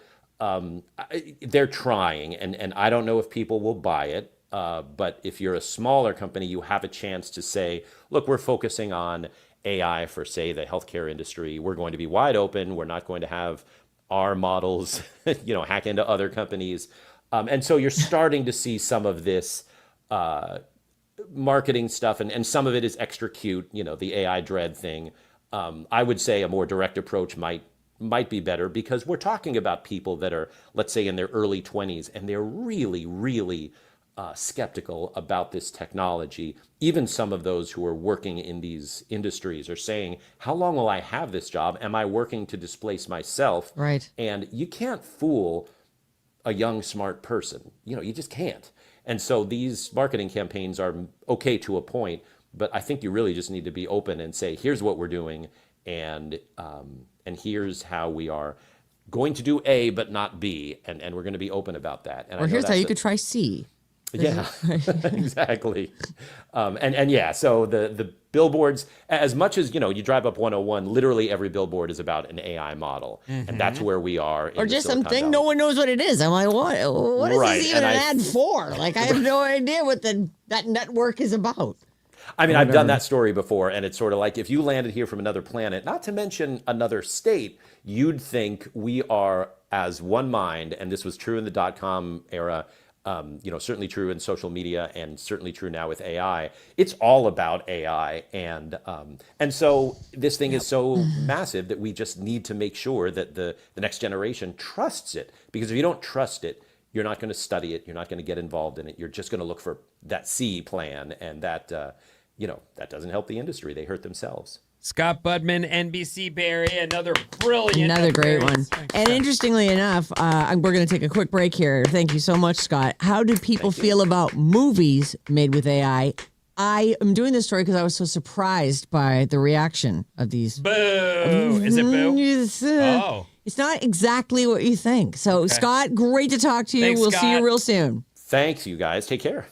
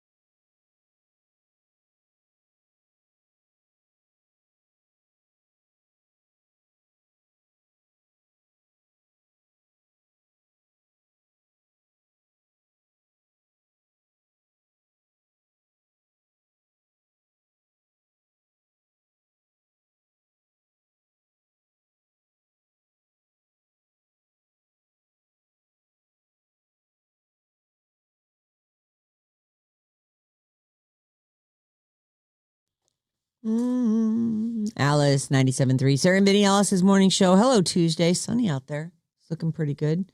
This time tomorrow, on Hope Day, we'll be playing Bridge the Gap. 2 generations separated by the little blue things that we each know. Our generation knows a little bit of this. Your generation knows a little bit of that. Let's bridge the gap. Trivia is the only thing that separates us. Tune in tomorrow, right around this time, for Bridge the Gap. This week, Zillennial Eric will be back from South San Francisco. He's going to come back in and defend his title. He's currently the title holder. He's a nice man, but I really need... What's her name? Oh, our next person, Nicole. Nicole. I really need Nicole to show him what's what. She's from Orinda. Gen X's Nicole. Come on, So Nicole. we'll see. They'll do battle. We'll let them do battle. It's nice too. And I heard from a couple people and from, I think maybe Maddie said it this morning, like people thought I was that I went pretty easy on those questions, but I feel like those questions need to be truly anyone in Gen X can answer them. Truly anybody, any Zillennial can answer them. Well, we're certainly not throwing it. No way. No, I'm not throwing it. I like winning. I want winners. Right. However, I do feel like, Eric was a really good player. He knew a lot of things I did not think. Like, even when he was guessing on one of the questions was, what was the big hit for Olivia Newton-John in the 80s where she's wearing the workout outfit and it was, Physical is the name of it.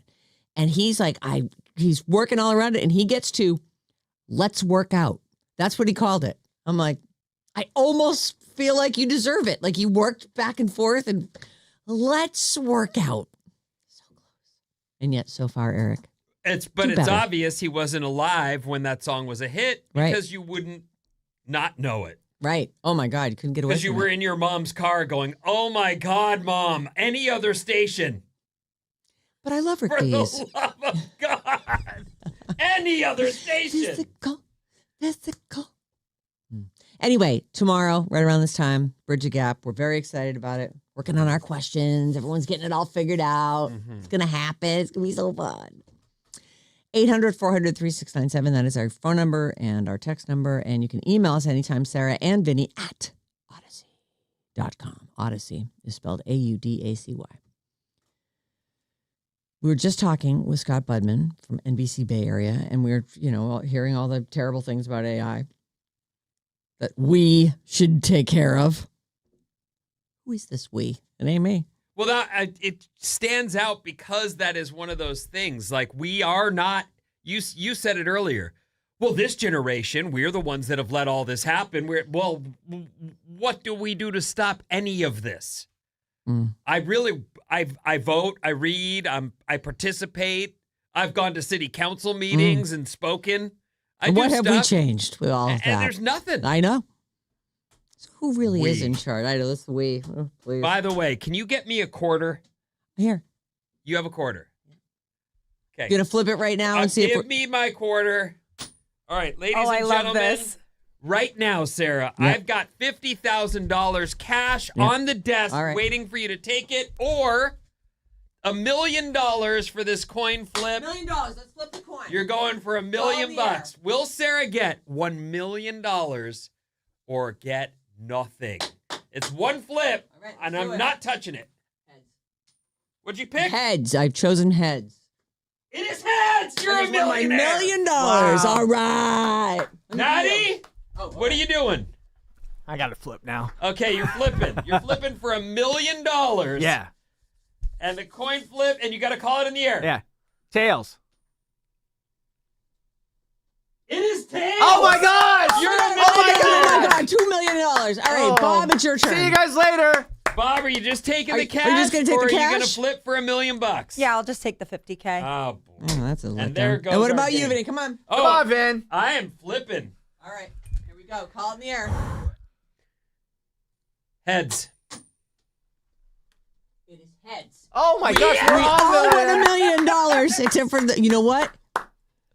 Scott just made the point, and this is true. She's going to take that $50,000. She's going to invest it. It's going to be worth $5 million by the time she's our age. Yeah, I mean, here we are. We've all won $1 million, but she's the only one with cash in hand. That filthy stuff. So can you buy lunch for us today? That'd be great. No, I'm on a wedding diet. So It's Taco no. Tuesday. When do we get our million? We don't have to pay taxes on that, right? That's just I don't think hands so. you $1 I mean, million. in the world of hypotheticals. Right. But there it is. That like imagine. I can't believe all three of us won. I kind of want you to pick just to see if you would have won.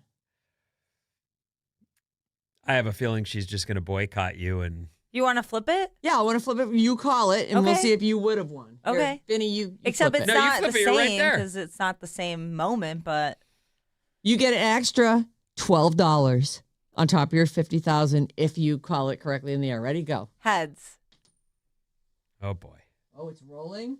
Oh, It boy. is tails. Oh, See? no. I made the right She choice. did. She made the right choice. She wasn't feeling lucky. Got to keep our. That's our handy flipping coin. Yeah, no, I mean, I was thinking we really should have. Sometimes right after a bit's done, I go, I probably could have done better with that. Yeah, like if I thought about it for like 20 seconds before we went on, I've had that same feeling. I threw it right out the ethers and then went, oh. You know, Scott already had a segment planned, and so I didn't have to use it there, but I did anyway. Whatever. I liked it though, and I liked. He totally changed his mind afterwards. He's like, "Well, I'm listening to you guys win your $1 million. I don't know it too." That's my impersonation of you, Scott. Okay. Should movies be eligible for an Oscar if they're made with any AI? Yes. Everyone's using AI for small tweaks. So any AI. Like there was a big movie a couple years ago. I'm not talking about CG. I'm talking No, about. I know. It was with that Adrian Brody. The Machinist, the medicalist, No, the naturalist, the.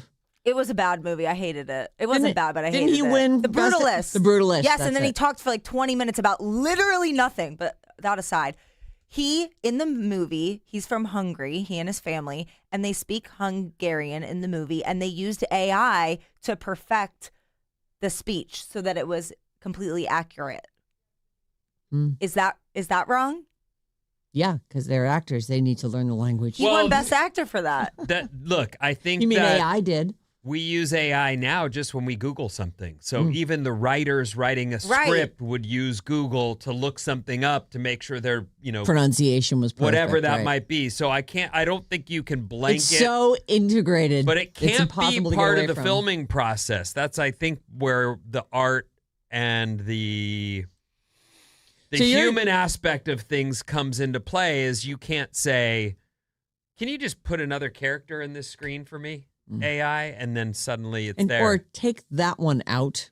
And what's just really erase that interesting guy. about our use of AI here on the show is we have a guy, and he uses AI to make all these fun pictures that we have and Yes. that we post and that everyone gets to see. And It's our it's evil only genius, because Edwin. someone's pointed it out that I look at it and go, oh, that's not me.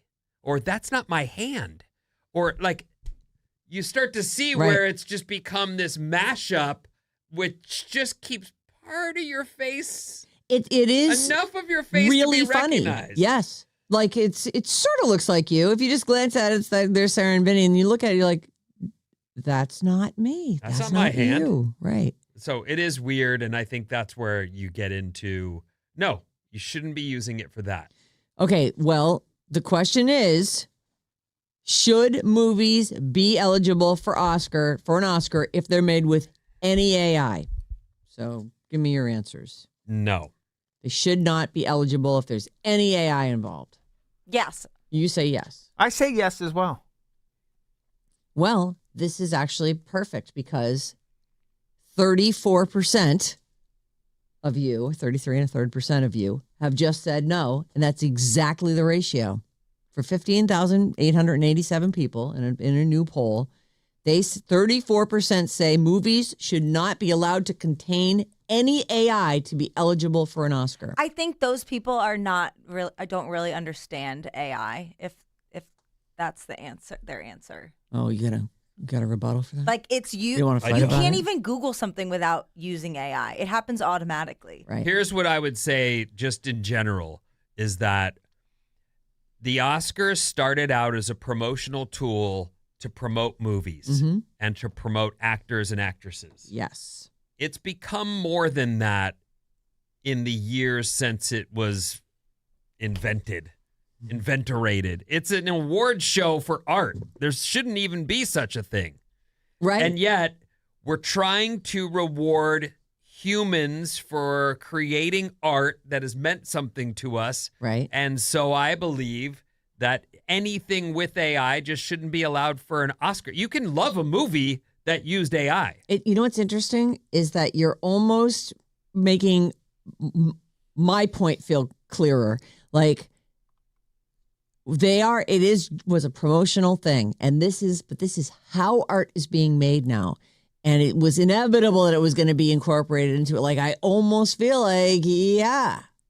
I mean, if you said no AI, you're right. Nobody on set you basically couldn't even use Google Docs to write your thing because it's automatically correcting all your grammar in it. Like, it's, and in your email responses, AI suggests. Oh, it's got a million. You don't have to write this email. I'll write it for you. Want me to write it for you? I got this.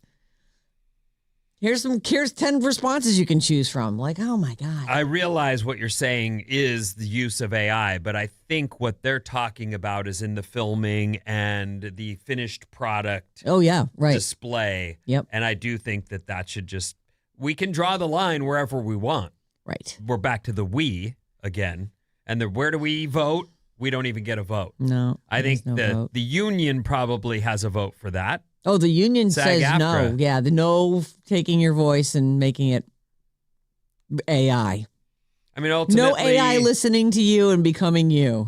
Ultimately, if you see a movie that touches you, let's say you watch a movie and it's really done something for you, whether it's you had an awakening, a spiritual moment, Movies or can move brought you that's to true. tears or whatever, and then if they said that movie, they used some AI on it, I don't think it would make it worse for you. It touched you and it changed you in some way, shape, or form.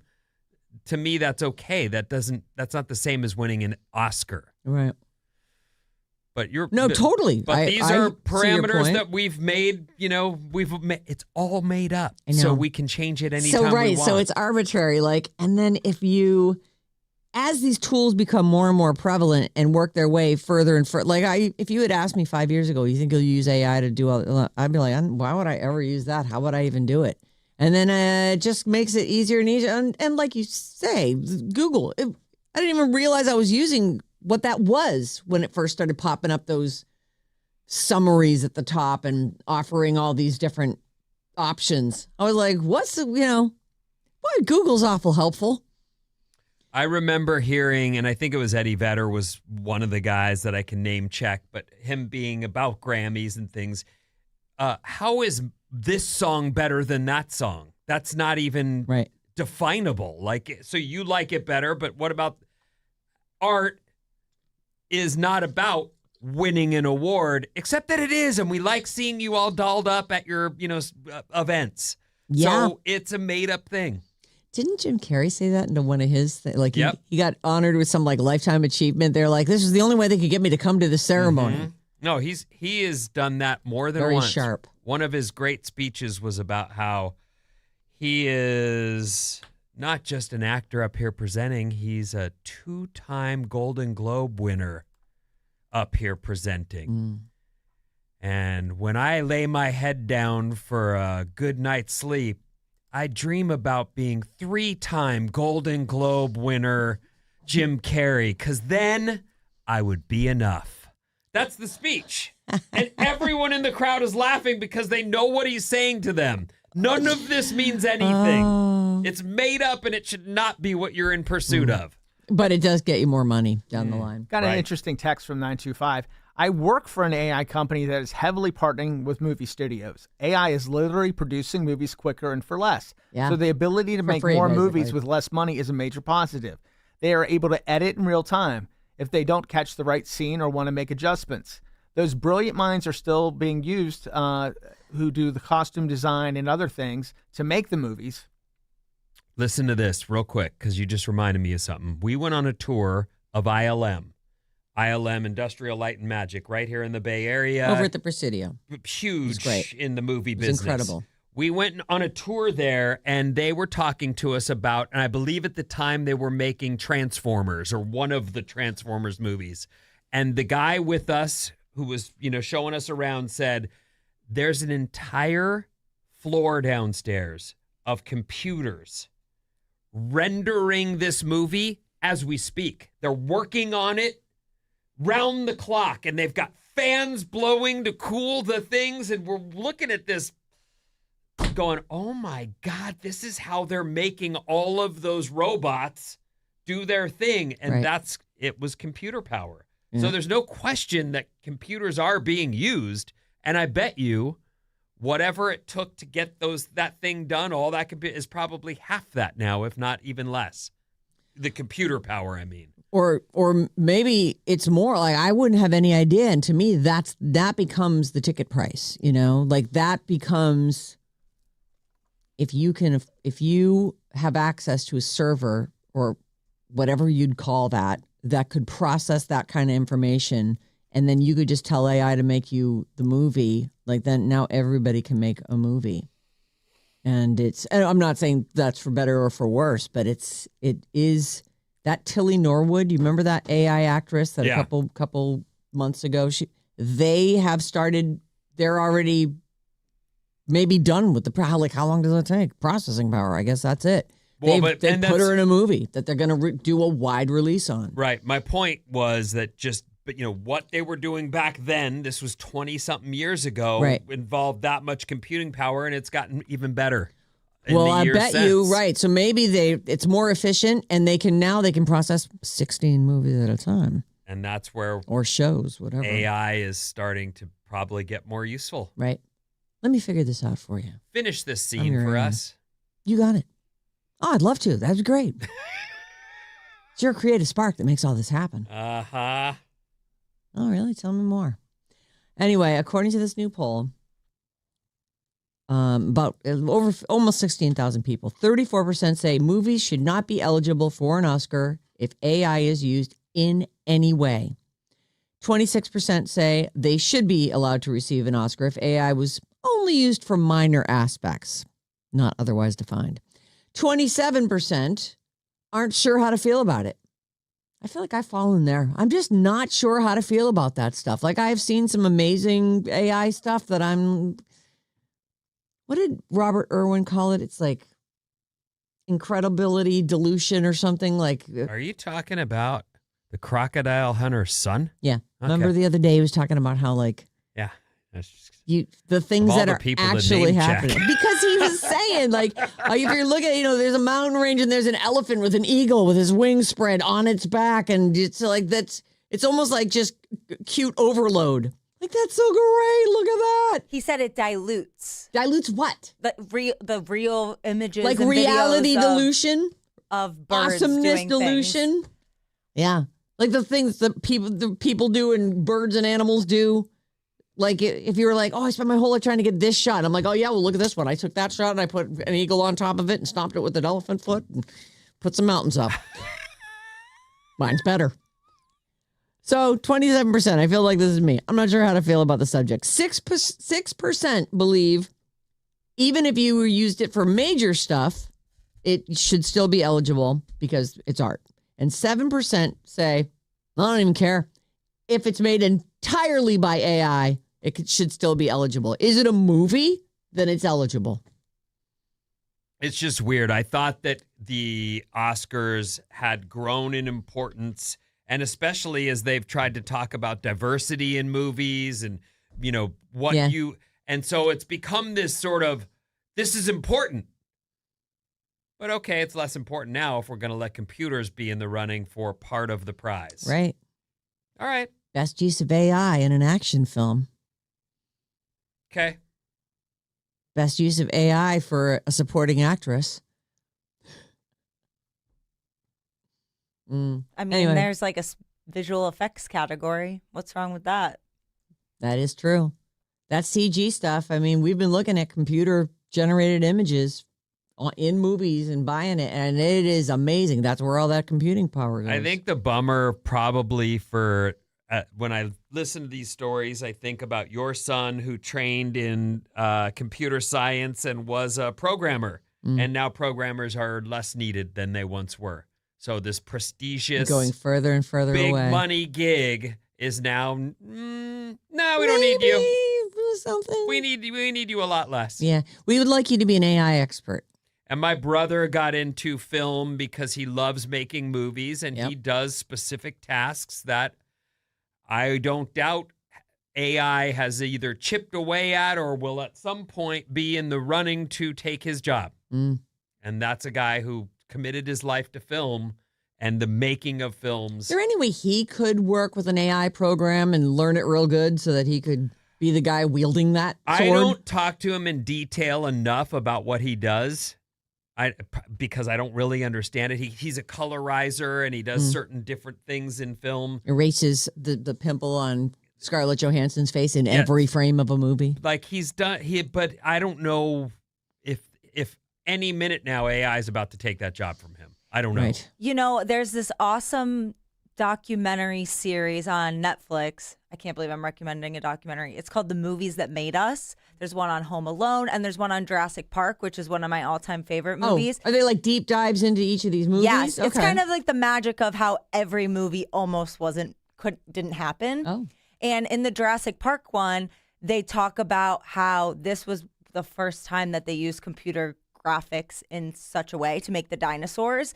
And the alternative at that time was stop motion, and how the stop motion guy was in the room the first time they watched the computer graphics and realized that that was going to work, and how he just saw his career poof. kind of go poof.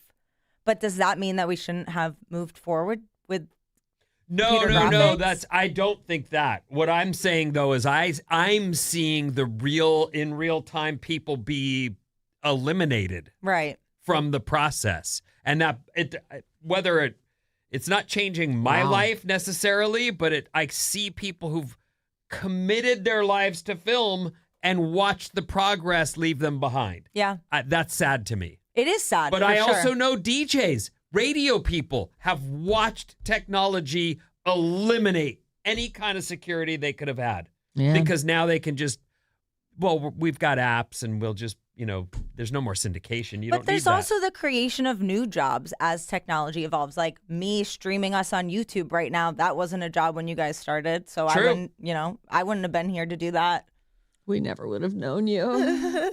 Oh, thank goodness. God bless YouTube. God bless. All right. Well, at this point, I'm out of time. What's coming up, Vincent? How often did you get detention? Oh. And more after these.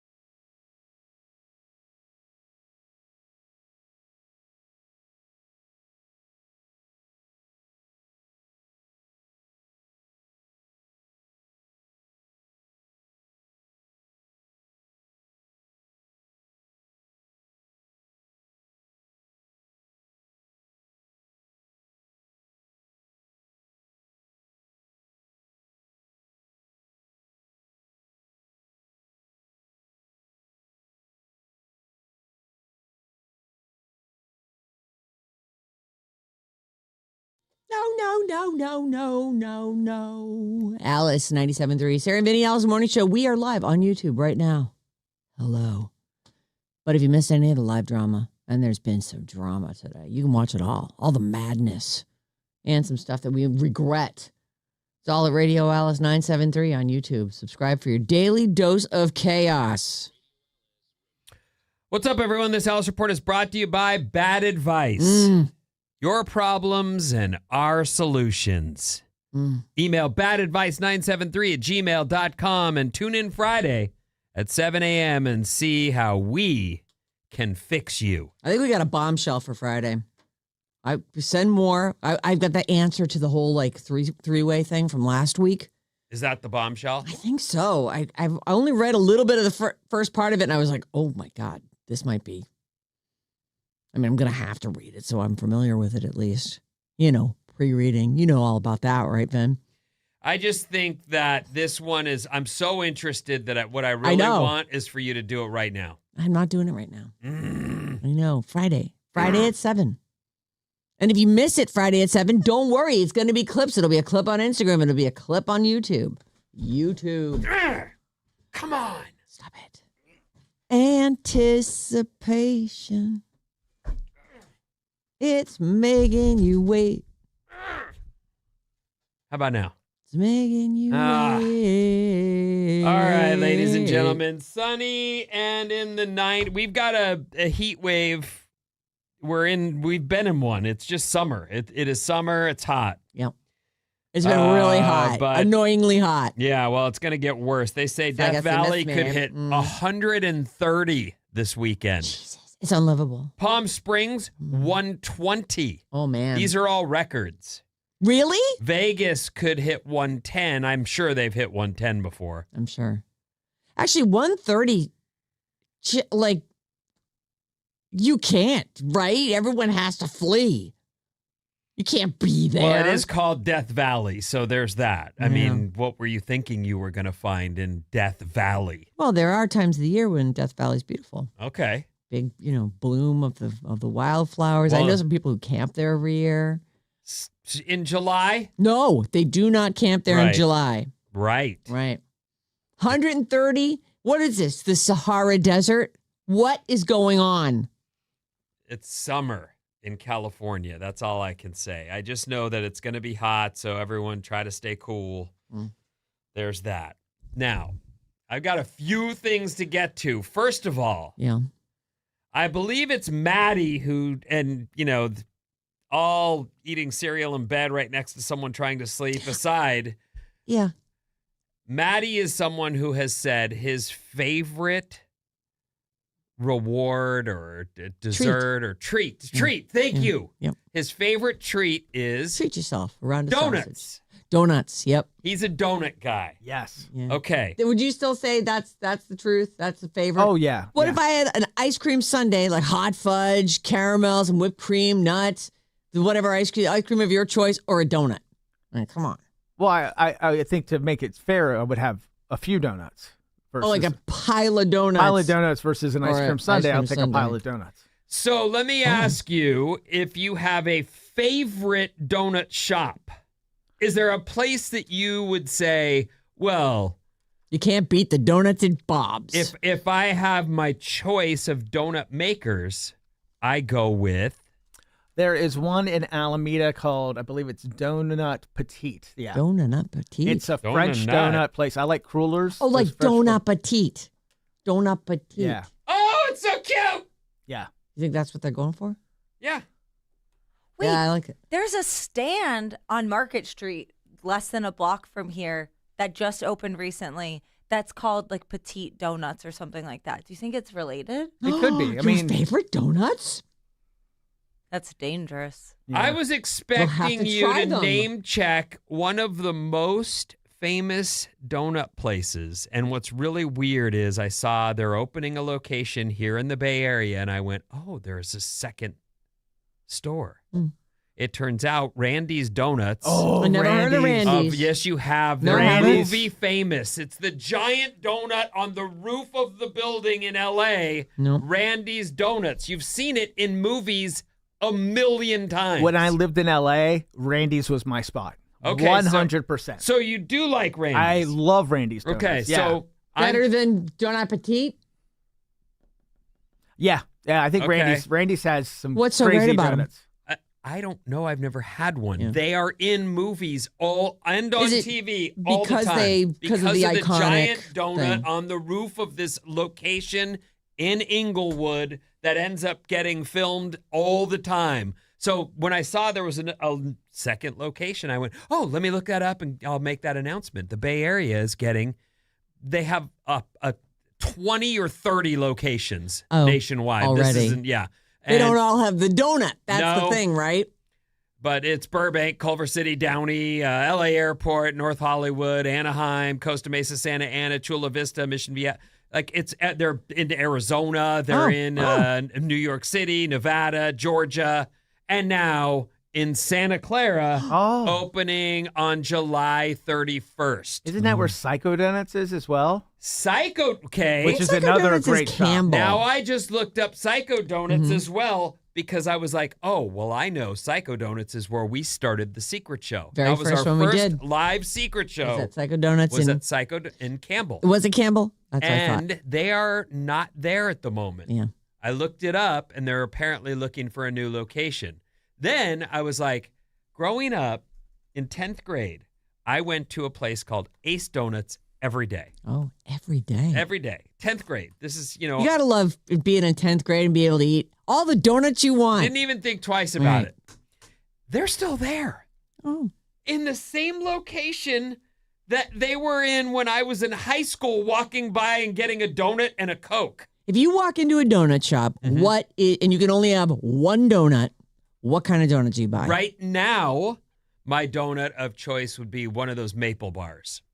Oh, you really like a maple bar. I don't really eat donuts hardly ever, But if you're gonna but I have one, recently had one and went, it's weird. When I was a kid, it was always chocolate. I would always of course I'm getting chocolate.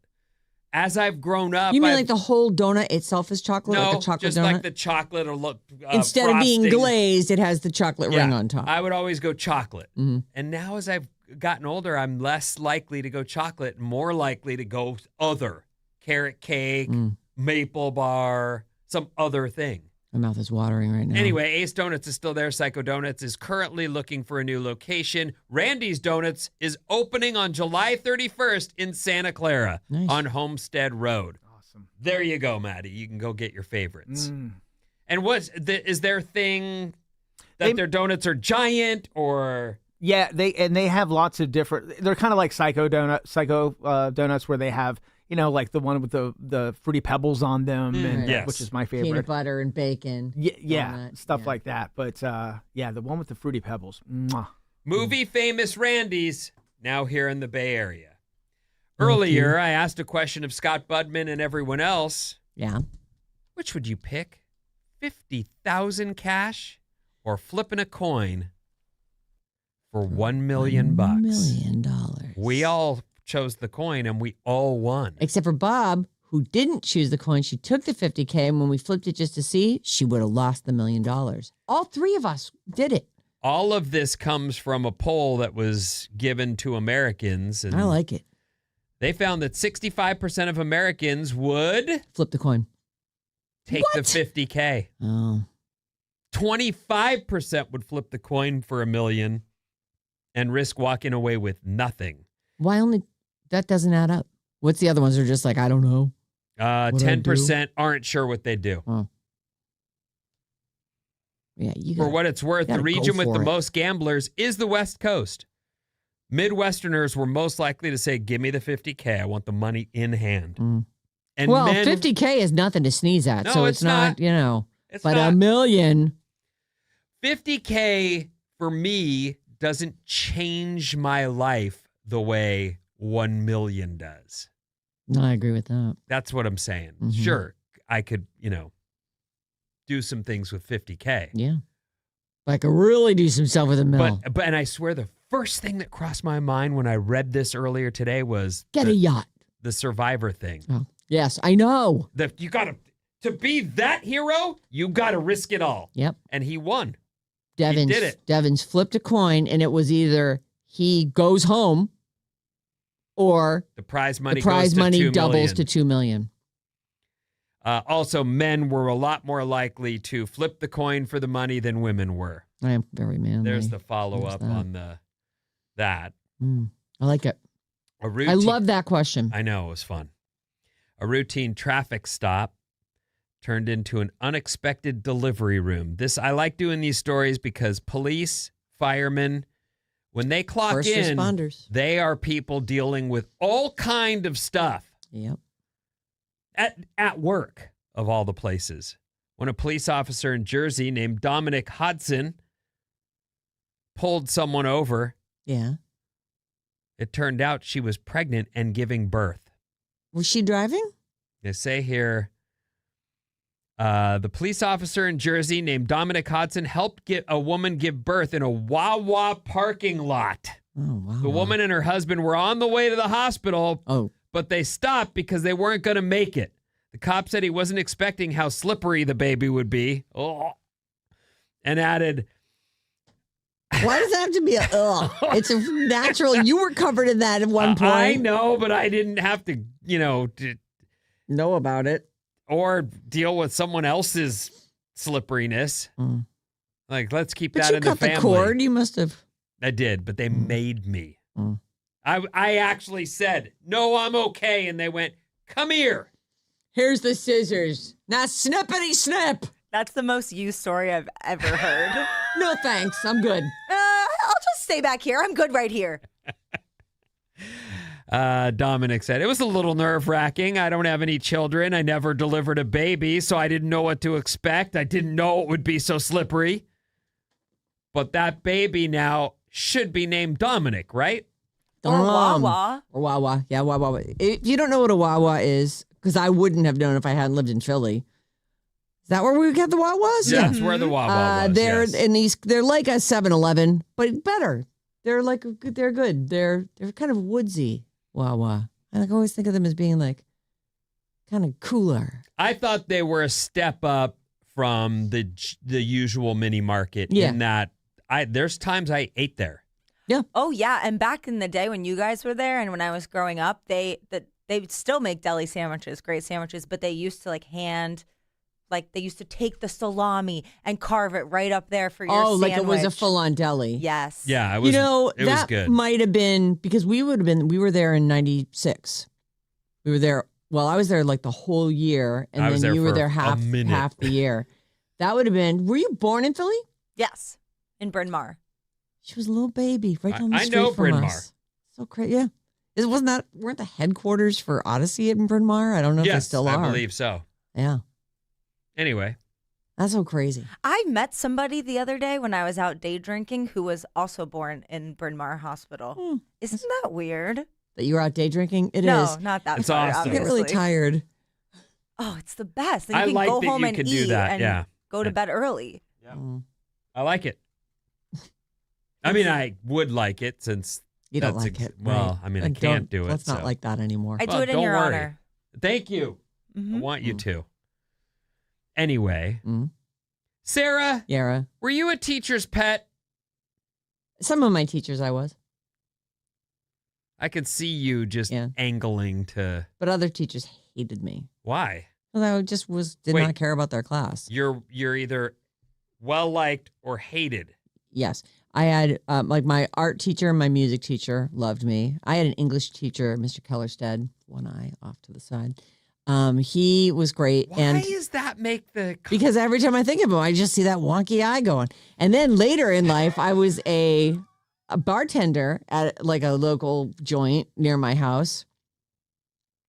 And he comes walking in. Is this Pancho Villa? No. This was this actually is a at a different place spot. called Cataldi's. Oh. Yeah, it's an Italian You've restaurant. been holding out on me. I don't know Cataldi's. It's just I wasn't there that long, but I go in and I get a job there, and there I am, being a barkeep, wiping down the top of the bar. Mr. Kellerstead and a couple other teachers and this was years after. I mean, I was in my 20s at this point because I was old enough to bartend. So Mr. Kellerstead sits down. He's like, "Hey, Sarah." This is the eye going wonky over here. Well, I think he called me, Miss Clark. Miss Clark. I served him whatever I don't even remember what he was Did he drinking. ask you out? Is that No, where this God, is no, going? no, Oh, Lord, okay. please, with the wonky eye, come on. Oh, you wouldn't have. No, I would have. Oh yeah, You would have gone out with Mr. Who doesn't like a Kellerstedt? wonky eye? Don't be ableist, Sarah. I know he was sick of easily. it. He was easily in his 50s, so I wouldn't have gone out with him. Oh, Well, you don't like the wonky eye? I actually feel like the wonky eye is like a character thing. I know a girl with a wonky eye too, and I feel like I like it. So you're saying at 20-something, Mr. 50-something was not doable for you? What's the Was not, absolutely not. It never crossed my mind. what is the and hopefully it largest never crossed. age gap of all the times that you've been with anybody? Have you ever had one where it was like I can think of one time that I And don't how- want to tell you about, what and I'm was not the- going to do it. what was I'm the just year's done with it. difference? Thousands of years. He was like a Jurassic period guy. and you I went was out like with him anyway? No, I just Did him. stuff with him. Did stuff? Okay, what else is going on? What was the original question here? I feel like there was was I a teacher's pet? Sometimes, but not always. What about you? You definitely were. You were definitely a teacher's pet. I struck oil. Nearly 16,000 adults were asked, how often, if ever, did you get detention at school? Rarely. Only 4% said often. What did you get a lot of detention? No, I didn't. You believe it or not, if you're listening to this and maybe you know about my history, which is fairly derelict, but in general, my teachers loved me and I loved them. And I actually liked being in school. That's where the party was. I never understood we're going to leave and go back to your house and sit in your living room. Are there going to be girls there? Yeah, there's no girls there. There's nothing going on there. Why would we do that? Well, we have beers. Well, that later See, did okay, let's end go. up part of the equation. But early on, I was like, I'm not leaving here for I that. like school. I want to be in school. Well, this is where the people are. Imagine how hard it must have been for the little Vinnies of the world to go through the pandemic where all of a sudden they're Brutal. like in fourth, fifth, sixth grade. They're not going to school anymore. God, damaging. So I didn't do a lot of detention at school. I mean, I had my, I had a few Get in trouble. situations. You I knew, did get you knew into the some vice trouble. principal well, I'm sure. I was suspended on the first day of 10th grade. That happened. But For what? smoking on campus. Oh. The narc walked up, and he was a new narc, and he's like, "Excuse me, what are you doing?" And I was like, "Get out of here!" I didn't know the guy. I was like, mouthing off. Oh, if you had just put it out, you would have been fine. and not Probably, been but I was like, suspended. "Who are you to walk around telling me what to do?" And then it turns out he had a little walkie-talkie, on his back belt, and they suspended me right there, Like, get out of here. first day. Leave. What?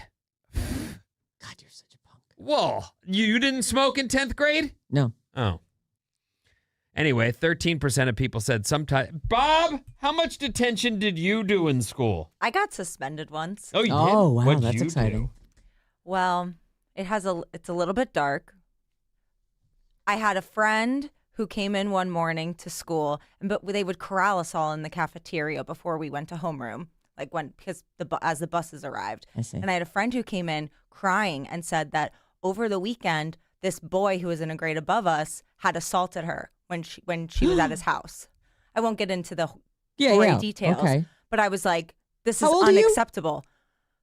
10th or 11th grade? I think Okay. 10th grade. All right. Thinking about which boyfriend I had at the time. And so obviously I was incredibly upset about this. All of our friends were upset about it. We went to the school administrator and they were like, oh, well, the best we can do is change her classes around so that she won't see him in the hallways because this didn't happen at school, so we can't get involved. And we did not think that this was an acceptable solution. We were pissed. And, we were little Why didn't you progressive call the girls. police? We had a cop in Okay. the school, so then we went to him, and I'd known him since like 6th grade when he got put in our middle school, and then he followed us to high school. So we had a good relationship, and I said, well, if you guys can't do anything about this, unless she decides to press charges against him, I said, fine, then I'm going to pour a drink on him in the cafeteria so that everybody knows what he did.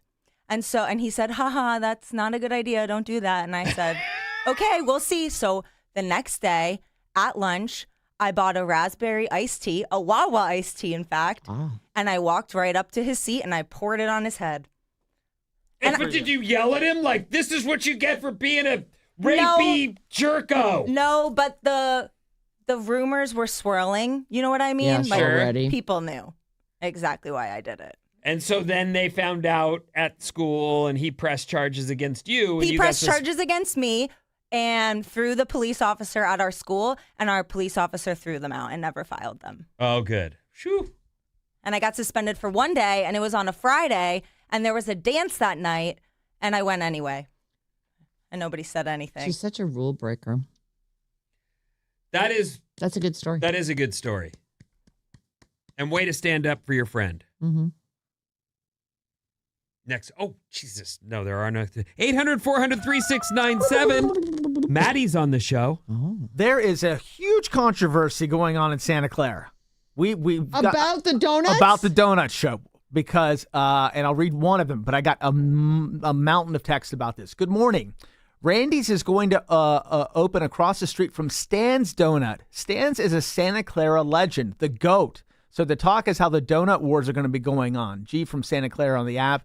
Well, stand by your local then. Yeah. Yeah, that's all. I don't know this area or what's available. And unfortunately, I can't even eat sweets anymore, so I'm out of it. Yeah, 408. People in Santa Clara don't like the Randy's opening because it's right across the street from Stan's. And Stan's is a beloved institution. So Is Stan's really busy? Is it like one of those places that's a huge pain in the ass to go get donuts at because it's so beloved? I don't know, but people help? love it. And I'm not kidding. Like the amount of texts that came in about this whole donut wars that's going to be happening.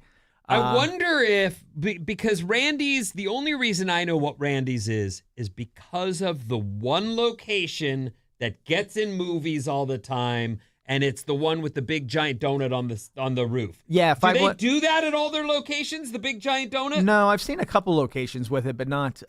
It's usually I think they have some older ones that were like single buildings where they have it. Okay. But Randy's Donuts is the donut shop that Iron Man sits on. So in Iron Man, he sits on a donut. That's it's Randy's. in so many movies, you guys. He sits on top of one, on top of a donut. Yeah, on top. I think it's on top of the donut. Yeah. It's in movies. I'm sure that doesn't make it delicious. But it might, though. Okay. It's a movie donut. All right. Well, bound to be more stand delicious. by Stan. Yeah, if that's your local haunt. Yeah. What's coming up in the trash, Sarah? Try something new, Vin. Well, Noah Con tickets. All right. We have a giveaway right after this.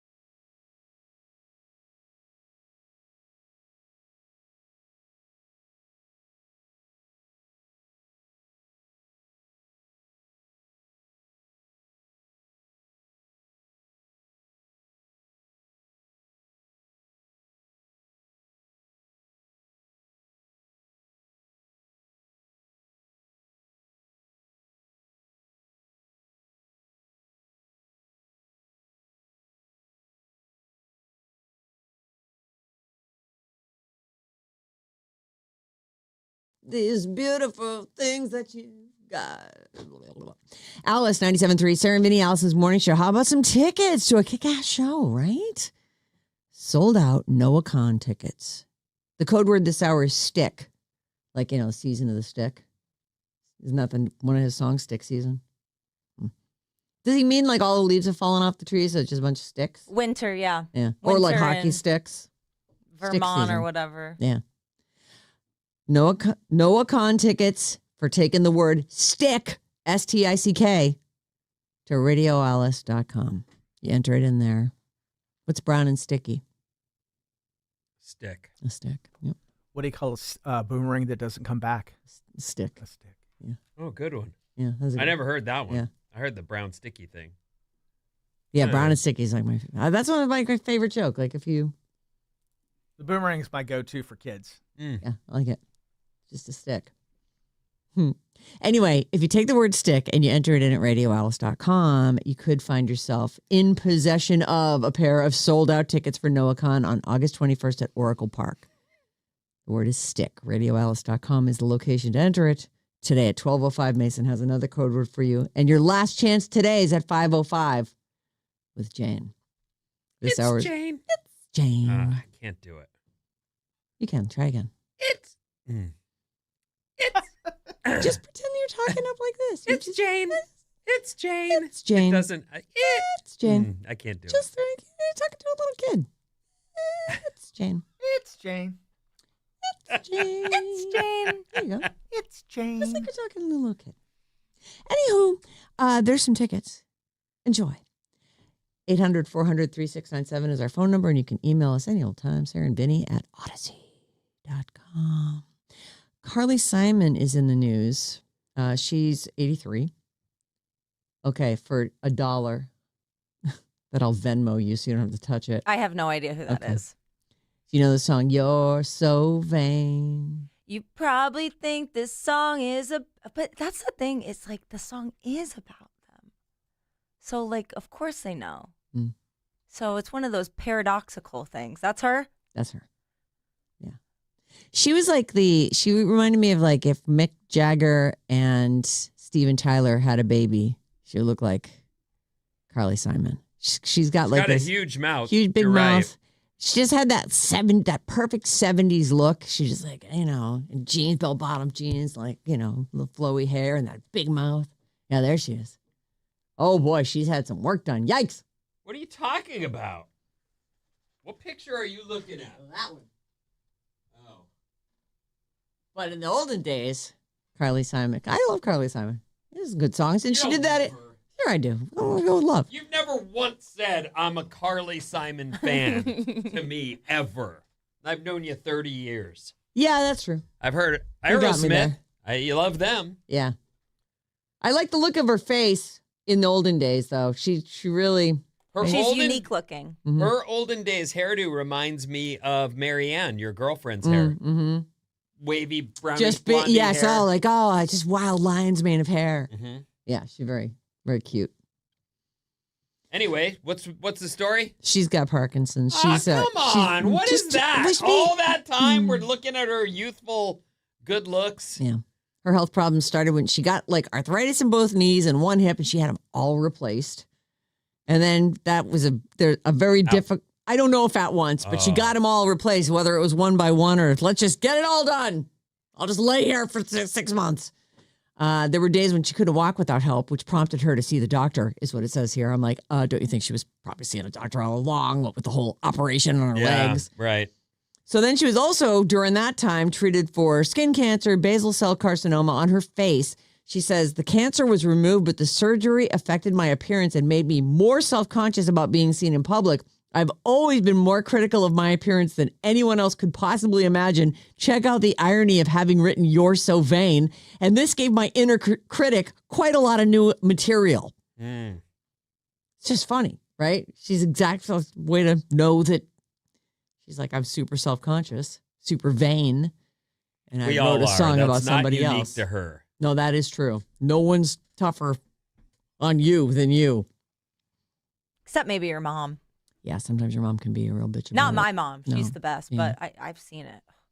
Be nice. My mom has taken one look at me and looked me up and down and gone, you look like a slut. I'm like, oh, thanks. That was what I was going for. So you Sorry. were okay with it? No, I wasn't okay with Oh, it. you I was were like bummed. 50 years old, and she said that when I wait. had a tank top This on. wasn't you when you were a teen. No, she did it when I was a heading teen out too. for the- Mom, I walk out. She's like, "Oh, dressed like a slut." I'm like, "Oh, I am 50 years old with my 2 grown kids next to me." Honestly, a compliment that you could look like a slut. At Yeah, I know. 50. Actually, when you Thanks, look at it that Mom. way, it's like, yeah, well, You still got it. Tucker's right over there. I could probably like do him Wow. if Seth was up for it. Oh, Except Uncle your- Bobby's here. Uncle Peter. Anyway, So you did them all. no, I didn't. If only I had Bob's attitude, then I would have, gone crazy on my whole family. oh my God. Oh, that went south. Well, it's a family reunion. Like, who cares? I'm wearing a tank top. Why does I have to get called a slut in front of everybody? Family reunion, not family orgy, Sarah. I know you have Gotta noun try loss, to keep it. but I gotta try to keep it straight. Wow. Good morning, Allie. Hey, Mom. Mean person. So mean.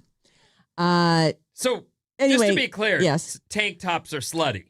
Well, this one apparently had like little spaghetti straps. Oh, and- so no bra. Well, right. Yeah, there was no Oh, bra. I see. Okay. But I mean, I was with only my family, my extended family, all the cousins and all the, but still, like, I love the talk about the irony. Cocoa butter thighs, yeah.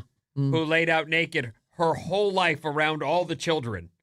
No, Oh, please. but You're now telling I've me- known you all these years. I'm sure the neighborhood boys had cut holes in the fence. Yes, of course they did. Wherever there's what have I told you? Wherever there's a naked lady, there's a guy someone trying to watch check her out. Not someone, a guy. Right. I'll take the bear. So anyway, she has revealed that she has Was Clark- she? Oh, Carly Simon, Simon. right. I thought we were talking about Ellie now. Ella Langley's Choosing Texas keeps smashing more records. She's having a pretty good year, isn't she? Yes, she is. Her song is number 1 again on the Billboard Hot 100. That Is this the one that came up, lost it, and then came back to number 1? Yeah, I want to say it got kicked out by Taylor, and I think it might have got kicked out by Harry Styles. Whenever that record came, somebody else kicked her out for a week. Maybe it was Ariana Grande or Bruno Mars. All these people have had new singles come out during the time, but she keeps jumping back in there. Ella Langley's song "Choosing Texas" is number 1 on the Billboard Hot 100 for the 15th week, which passes Mariah Carey's "We Belong Together" and Whitney Houston's "I Will Always Love You." Among female artists, only the Christmas classic by Mariah Carey, "All I Want for Christmas Is You," has spent more time in the number 1 position. It's actually kind of crazy to think that I'm not saying Taylor's name in there somewhere. She's had some massive hits. This is a female artist thing here. Because still number 1 is that Old Town Road, right? The Lil Nas X. That's the longest time in, didn't Teddy Swims just tie that one? or is it For- Shabuzi? Yeah, I don't know. It might have been I Shabuzi. think it was Shabuzi. Anyway.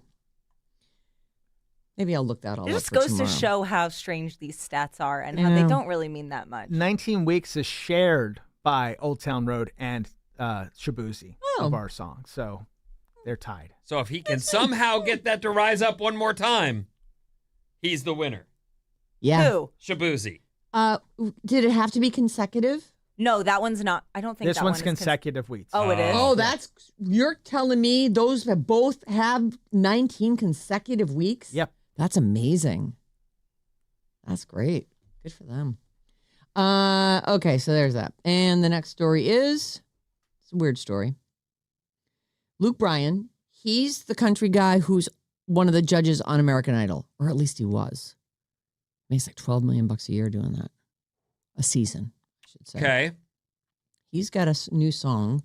Wait, who? Luke Bryan. Oh. Not Zach Bryan, not Luke Combs, not Luke Duke. You know, there's all the Lukes. We got you. Not Luke and Laura. Easily confused. Luke Bryan. Right. Luke Bryan is, if you watch American Idol, you know, that's the only thing I know this guy from because I don't know any of his songs. But now today there's a song, and it's called Fish Hunt Golf Drink. You know the song? I do. Why do you know it? Because it's a bad song. What's bad about it? I just don't like it. It's just too... Let me hear a little bit of the original song.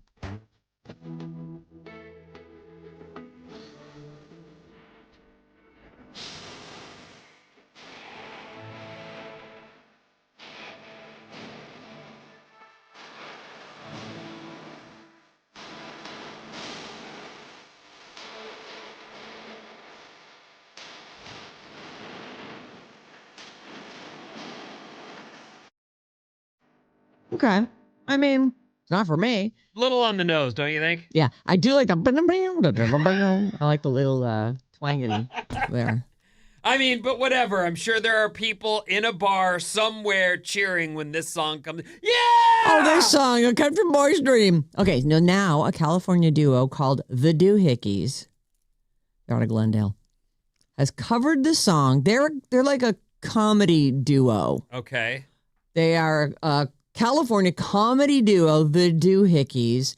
They slowed the song down so they could fully poke fun at the song's simple lyric, and this is a tongue-in-cheek, dramatic spoken word reading from the Doohickeys. If I could have it my own way, you know, let me tell you how every day would go. Wake up, coffee, camo, climb tree, wet line, 18, fish, hunt, golf, drink. All fall, all spring, all summer long. Okay. I'll be living it up. That's not that funny. Isn't that funny? But I they're- think I like the song better than that. It's Was funny. that a joke? It was a joke? Yeah. They're trying to be funny, like to slow it way down and, try to be all philosophical about it. Like, oh, these are all the things I need. Climb tree. Caveman, climb tree. yeah, I heard it. I've heard this song and just thought, there's no art here, bro. You know, I'll tell you, it's better than Charlie XCX's new album. You really don't like her. It's not that I don't like her. It's that the album is bad. Mm. I listened to the whole thing. All What's right. the worst song? Let's hear it. You want me to sing it? Yeah. I can't sing it. There's nothing to sing. It's not even music. Didn't you grab me a couple of Charlie XCX songs last week when the album came out? We just never got to it. You got one of those ready? Let's listen to how bad this is. This is the girl that's famous for Brat Summer, right? Hot, no. Yeah. Yes. Brat. Brat? Summer, yeah. Mhm. Okay. The Who's green. who's hot girl summer? And that's Demi everyone. Lovato. That's cool for the summer. Oh, Cool for the summer. That's a banger. that is a good one. That is a certified pop banger. Okay, so this is not a certified pop banger. I don't know what he's gonna play, but everything I heard was absolute garbage. Okay. Did you hear the whole thing? Yes, You hated it. hated it. It's not music. Is it going to happen? I didn't pull one last week, so Oh. I literally have your thing here. It says you got one for me. Oh, All right. can hear it. I can play it on my You know phone. what? Turns out we don't even want to hear it. No, don't even play it. We're done here. We are finished here. What's going up then? Something you're good at that no one knows about after these. Oh.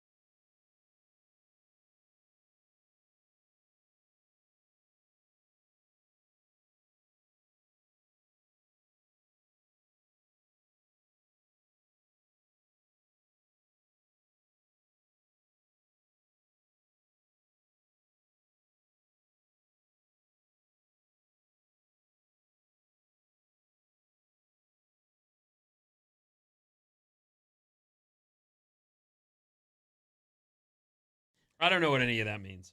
Yeah, you do. It's Alice 97.3. Sarah and Vinnie Alice's morning show. Tomorrow, Battle of the Generations, Bridge the Gap. Here's how it works. Gen X asks questions of someone in Gen Z or a millennial. We call them the Zillennial.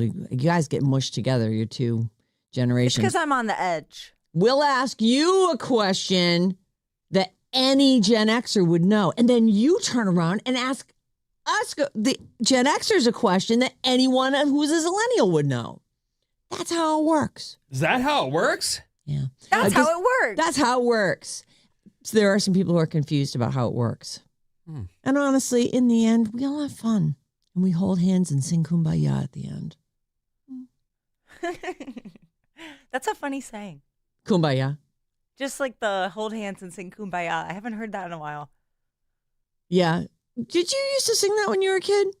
You must have. No. What? Never. Kumbaya, my lord, Kumbaya. Never, not once. Someone's crying, my lord, Kumbaya. Nope. I think in like preschool, but I think that was probably, it was canceled by the time I got to like elementary Maybe. school. Well, I went to Catholic school for the first few years, so we were Kumbaya it all over the place. But I thought that was like a camp thing, too. Yeah, like, we sang at a summer camp. Yeah, but I it was didn't. probably a Christian summer camp. It I was. never once went to camp. Not once. Oh. Wow, that's sad. No, well, no, it's not sad. I went surfing. Which is not sad. No, I have great memories of great summers. I went surfing into the skate park every day. Oh, see how much it's changed generation to generation? And at the skate park, we never sang Kumbaya, my Lord, Kumbaya. No. Oh, Lord, Kumbaya. No, we sang Mommy's Little Monster. Sing it. Oh, You don't know that song? No. No. You don't know Mommy's Little Monster. why don't you sing it? I can't. Do you know Mommy's Little Monster? I know. Social Distortion. You Their and your first social record. distortion. Oh, Well- okay. Oh, geez, of course. Then, of course I know it. Social D's first record. Oh, you're adorable. Okay, so Wednesdays are Battle of the This Generations. day is weird. The Bridge the energy's gap. off. That's why sometimes it makes What? sense to not come in. What do you mean the energy? You feel like the energy's off today? Yeah, it's super weird. It's a weird day. Yeah. Oh, is it me? I've been off today. No, I it's feel all like- of us. I feel like I was feeling like we were having a really fun show. Oh, well, sure. Well, which is it? It's just because the energy's weird doesn't mean. Okay. It's still fun. Anyway, Bridge the Gap is on Wednesday. Oh, Hold good. on. What's up, everyone? This Alice Report is brought to you by our podcast. Oh, I love our podcast. Full episodes of the Sarah Vinnie Show are waiting for you on the Odyssey app, Apple Podcasts, or Spotify, or wherever you get your podcasts. It's the Sarah Vinnie Show podcast. Enjoy. Mhm. Here's what's happening. Hot. Hot again today and hot all the way through into the weekend. So just, there's that. Hot. Enjoy the heat. Maybe it'll melt you like a candle. I haven't slept under the covers for weeks, so it's just more of the same. But it's okay because it's July. But out in front of us right now is the best time of the year. At the back end. I see the fall. The back nine. I see the best weather we get all year long coming in October. That's when, that's the inside secret. Halloween, Thanksgiving, Mm-hmm. Christmas. Love it. Mm. Very, Yes. very exciting. Me too. I'm Okay. excited too. So, my first story is, what's something you're very good at, but you don't talk about it because either people wouldn't believe you or it's just a weird thing Oh, to that you bring can't up? talk about it? Well, you can. Like, here's an example. I'll give you some examples Okay, from the great. story. I'm a 48-year-old man who can sew anything. Mm. What? Yeah, I can see, Will, if you were like, oh God, they'll question my manliness. But you'd think if you can sew and you're 48 years old, you'd have gotten to a point in your life where you'd be like, I can hem those for you. Just give them to me. When I was a child, I tied extremely tight knots on purpose just so I could sit there and untie them. My thing that I'm good at that I don't really talk about is I can untie really tight knots. That's not me. That's from the story. This is the person. Uh-huh. Another person says, I have an ungodly accurate internal clock. If I need to wake up at 6:14 a.m. for a flight, I will open my eyes at 6:13. That's actually that I wish I had that. I would never trust it. But I never wake up by alarm, ever. Yeah, but you got to set one just No, in I case. haven't set, Yeah. but I never wake up by it. I'm always up. I'm always lately, because I don't sleep like I used to. Uh-huh. I'll be laying there in bed and I'll be thinking, I'll bet I have 3 minutes. You can just tell. You feel it. Yeah. And then sometimes like my alarm won't go. I'm like, oh, I wonder how much time I have. I look and it's like 11:30 at night. I'm like, oh, I have 3 hours left. Okay. I feel that one way too much. I feel that way. That's right here in my heart. Ow. I know the feeling. Right. You roll over and go, oh my God, I only slept 1 hour. What? No. Will I get back to sleep? Can't wait to find out. I get excited because you're like, oh, I have so much more time to sleep. Well, you are clearly someone who will fall back asleep. Oh, I see. Yeah. I saw something interesting that the 8-hour sleep is a new thing. Like it's a modern thing that in the past people would sleep until midnight or 10, get up for 2 hours. They called it the God's hours, and then go back to sleep. And it was like a modern thing when the world industrialized. They wanted the workers to be on shifts, and they needed, and then 8 hours became the thing. Oh. And they got promoted by the mattress companies with the 8 hours of sleep. But before that, people slept in 2 shifts and would get a lot done in that little 2 hours that they were up in the middle of the night. I don't know if that's true, though. But it almost feels like that's slightly more natural. I always wake up To in the wake middle up of the in night. the middle I of the wake up in night the when middle it's of the night. dark and there's things outside that are going to eat you because you live in caves, that sounds like BS to me. She got a point. Well, little strong, but yes. Yeah. Her She points- comes at you. Yeah, You know, her it's a point's well pointy. taken. That's right. Don't Yeah. pour tea on me, okay? When a string comes out of sweatpants and hoodies, I can very quickly put it back in with just my hands. Oh, that's a great. Oh, That is that's a- a pretty good that's a skill. good I have skill. had more than one hoodie where I went, this mother, with the string all the way back in the head, and I can't get at it. Just and not worth it. It's a nightmare. It This is was worth a it. favorite sweatshirt, and I That's can't get it. that's my superpower. That I can get the string back through. That's what they're saying here. So you can do that. That's my thing. Oh. I'm what's known as a super recognizer, they say. I can recall faces and names at superior levels. That's a good one. That's an awesome skill. I wish I had that one. I was at the beach the other day by myself, and I'm looking at the ocean at 6 a.m. And this guy walks up with his dog. And I see him, and I'm like, hey, good morning. And I'm looking at the surf, and I'm drinking my coffee, and I'm like, and he goes, it doesn't look that good. But I go, yeah, I think I'm going to go out anyway. Why not? I'm here, right? And he goes, all right, I'll go with you. And I go, okay. So I go back to my car, and I get, changed. And we'd been talking for a while, too, by the way. I don't know this guy at all. Okay. None. You're sure? No recognition. Okay. He gets dressed in his wetsuit and gets his surfboard and walks up to me, and I go, I know you. I only knew him because of the color of his surfboard. Oh, I had no idea. Not in a million years could I have. There he is. And then you revealed to him that you know him? Yeah. Well, oh my God, dude. It's you, old pink surfboard guy. Wow. No Yeah. facial recognition whatsoever. And I always feel so bad because we meet a lot of people, and I'll be somewhere. I'll be like, oh, nice to meet you. And you're like, oh, well, we've met. So now I try to say, oh, great to see you. And not again, just great to see you because I've already met you. So now I'm just seeing you. Yeah, that's one of those where if you can stick to just hi, it's hard. Hey. It's just like no. You want to say no is a complete sentence, but then you keep talking and you go, why am I still talking? Hi is also a complete hi. It feels light though, doesn't it? It does. It does. That's it. That's the word. It needs more. You got to force yourself to not throw more on it. what are your superpowers? Sudoku, I'm really good at it.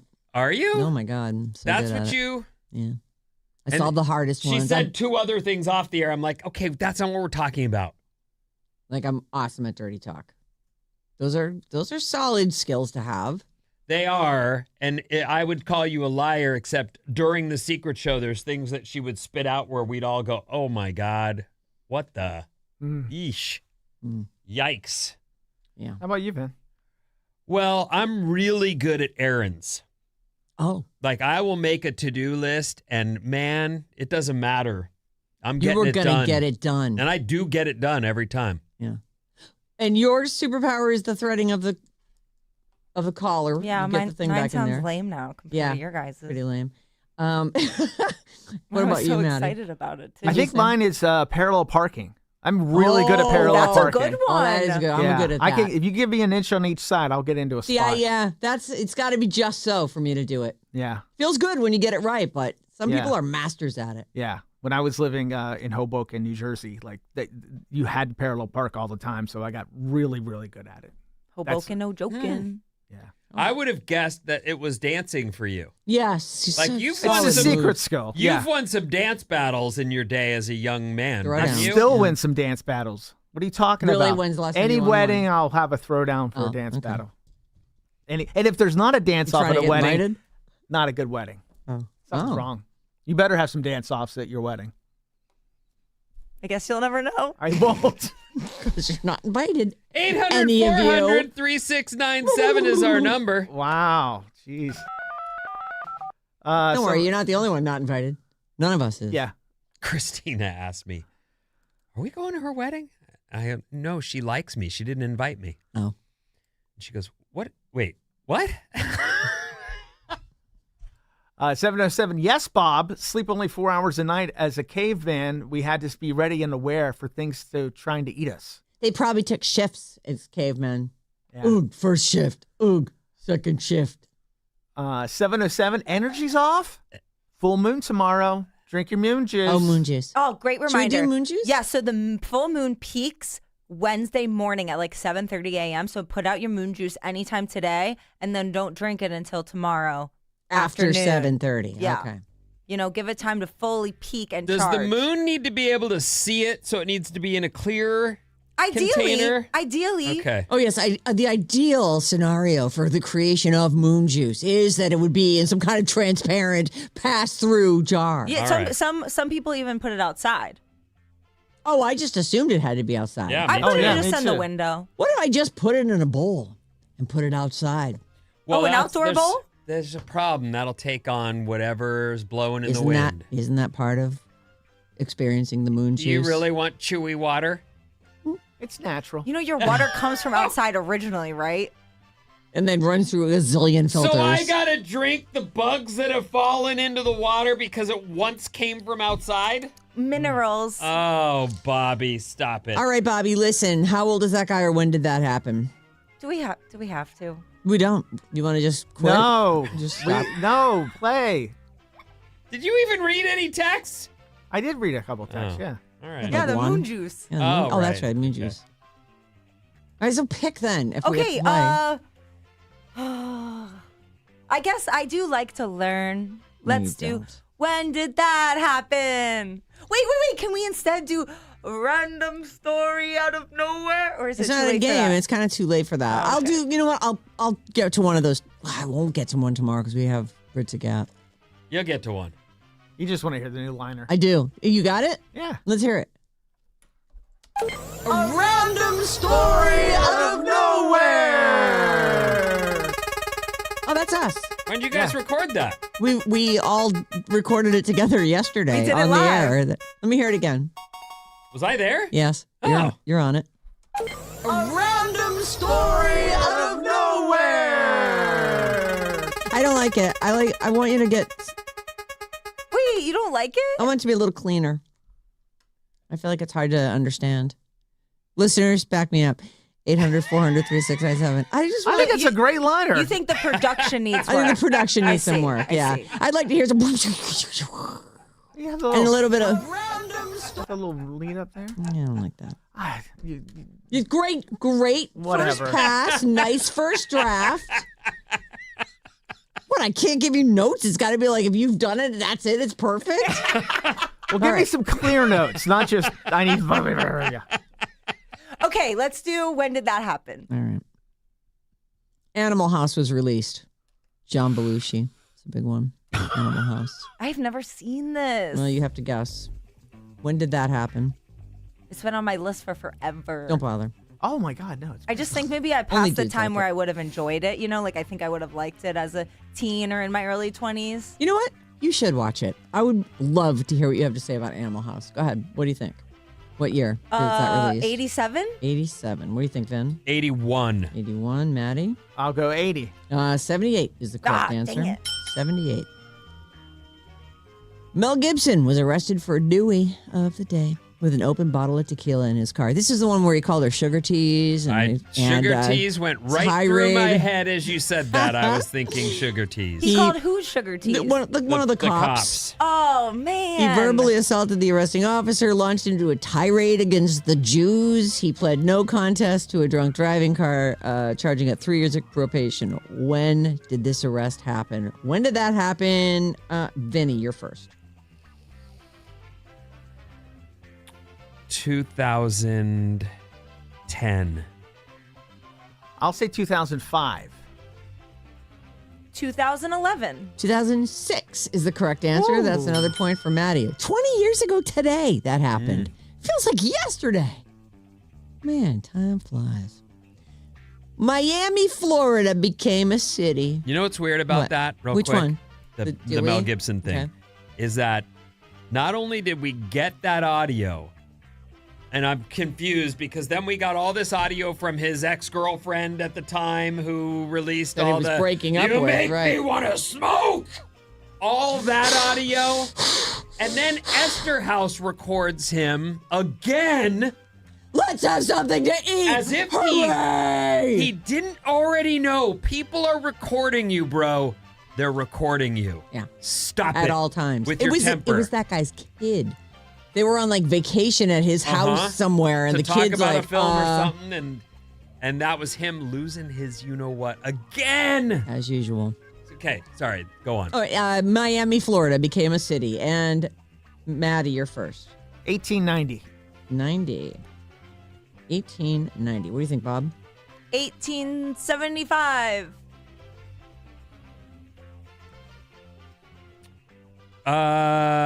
1910. It was actually 1896. Good job, Maddie. The only person with any points so far. This will be the last one here. Thank God. Shut up. Lee Majors, the $6 million man, married Farrah Fawcett, one of Charlie's Angels. When did that happen, Bob? The $6 million man got got the hot Charlie's Angel. The hot What angel. are you talking about? Jacqueline Smith was the hot angel. No, it was Farrah. I mean, after Farrah left, then it was Jacqueline Smith. She was hot, but that poor Sabrina. Well, Sabrina was not the one. You're right. Wait a minute. What's her name? Kate? Kate Jackson, Kate Jackson. was her real name. Yeah. Okay. 1979. 79. What do you think, Ben? 78. 78. 77. It is 73. And that is another point for Maddie, who's the only one who scored any points and is the winner of today's game. Woo! He's on the show, yes, Maddie. He's on the show, yes, Maddie. Yeah. Is that it for the celebration? Yeah. Goodbye. People don't like your song, I heard. What? A Who? lot of people write in. Oh, do they like the 50% is still... Let's hear that song. Yeah, Can let's you play love that that song? song. Play I the don't other know. one. They like Let's the hear other one. This one, yeah. Maddie wins, Maddie wins, Maddie wins with the ladies half the time. Half isn't every time, but half isn't bad. Maddie wins, I do love that song. Half the time. That's a good one. Solid. Yeah, the people vote for that one. All right. The people. Or it's me. I'm not sure. But either way, Say, Hey, we don't really like it. good. You're the people. Everybody, people's champion. Really good. Not lately. Goodbye. Tomorrow, 8 a.m., another Bridge the Gap, another big trivia battle. Pitting the 2 generations or the 5 generations or however many generations there are against each Come other. on, Nicole. Yeah, Nicole from Orinda is going to come in and challenge Eric from South San Francisco, who's playing for the Zillennials. This will be a second week on that. And keep it here on Alice because all day we've got your chance to win tickets for NoahCon 12:05. Mason's got you. And I couldn't do it. Did you hear that? It's Jane. Oh, thank you. It's Jane. I can't do it. At 5:05. And we'll see you back here on Hump Day. Thank you.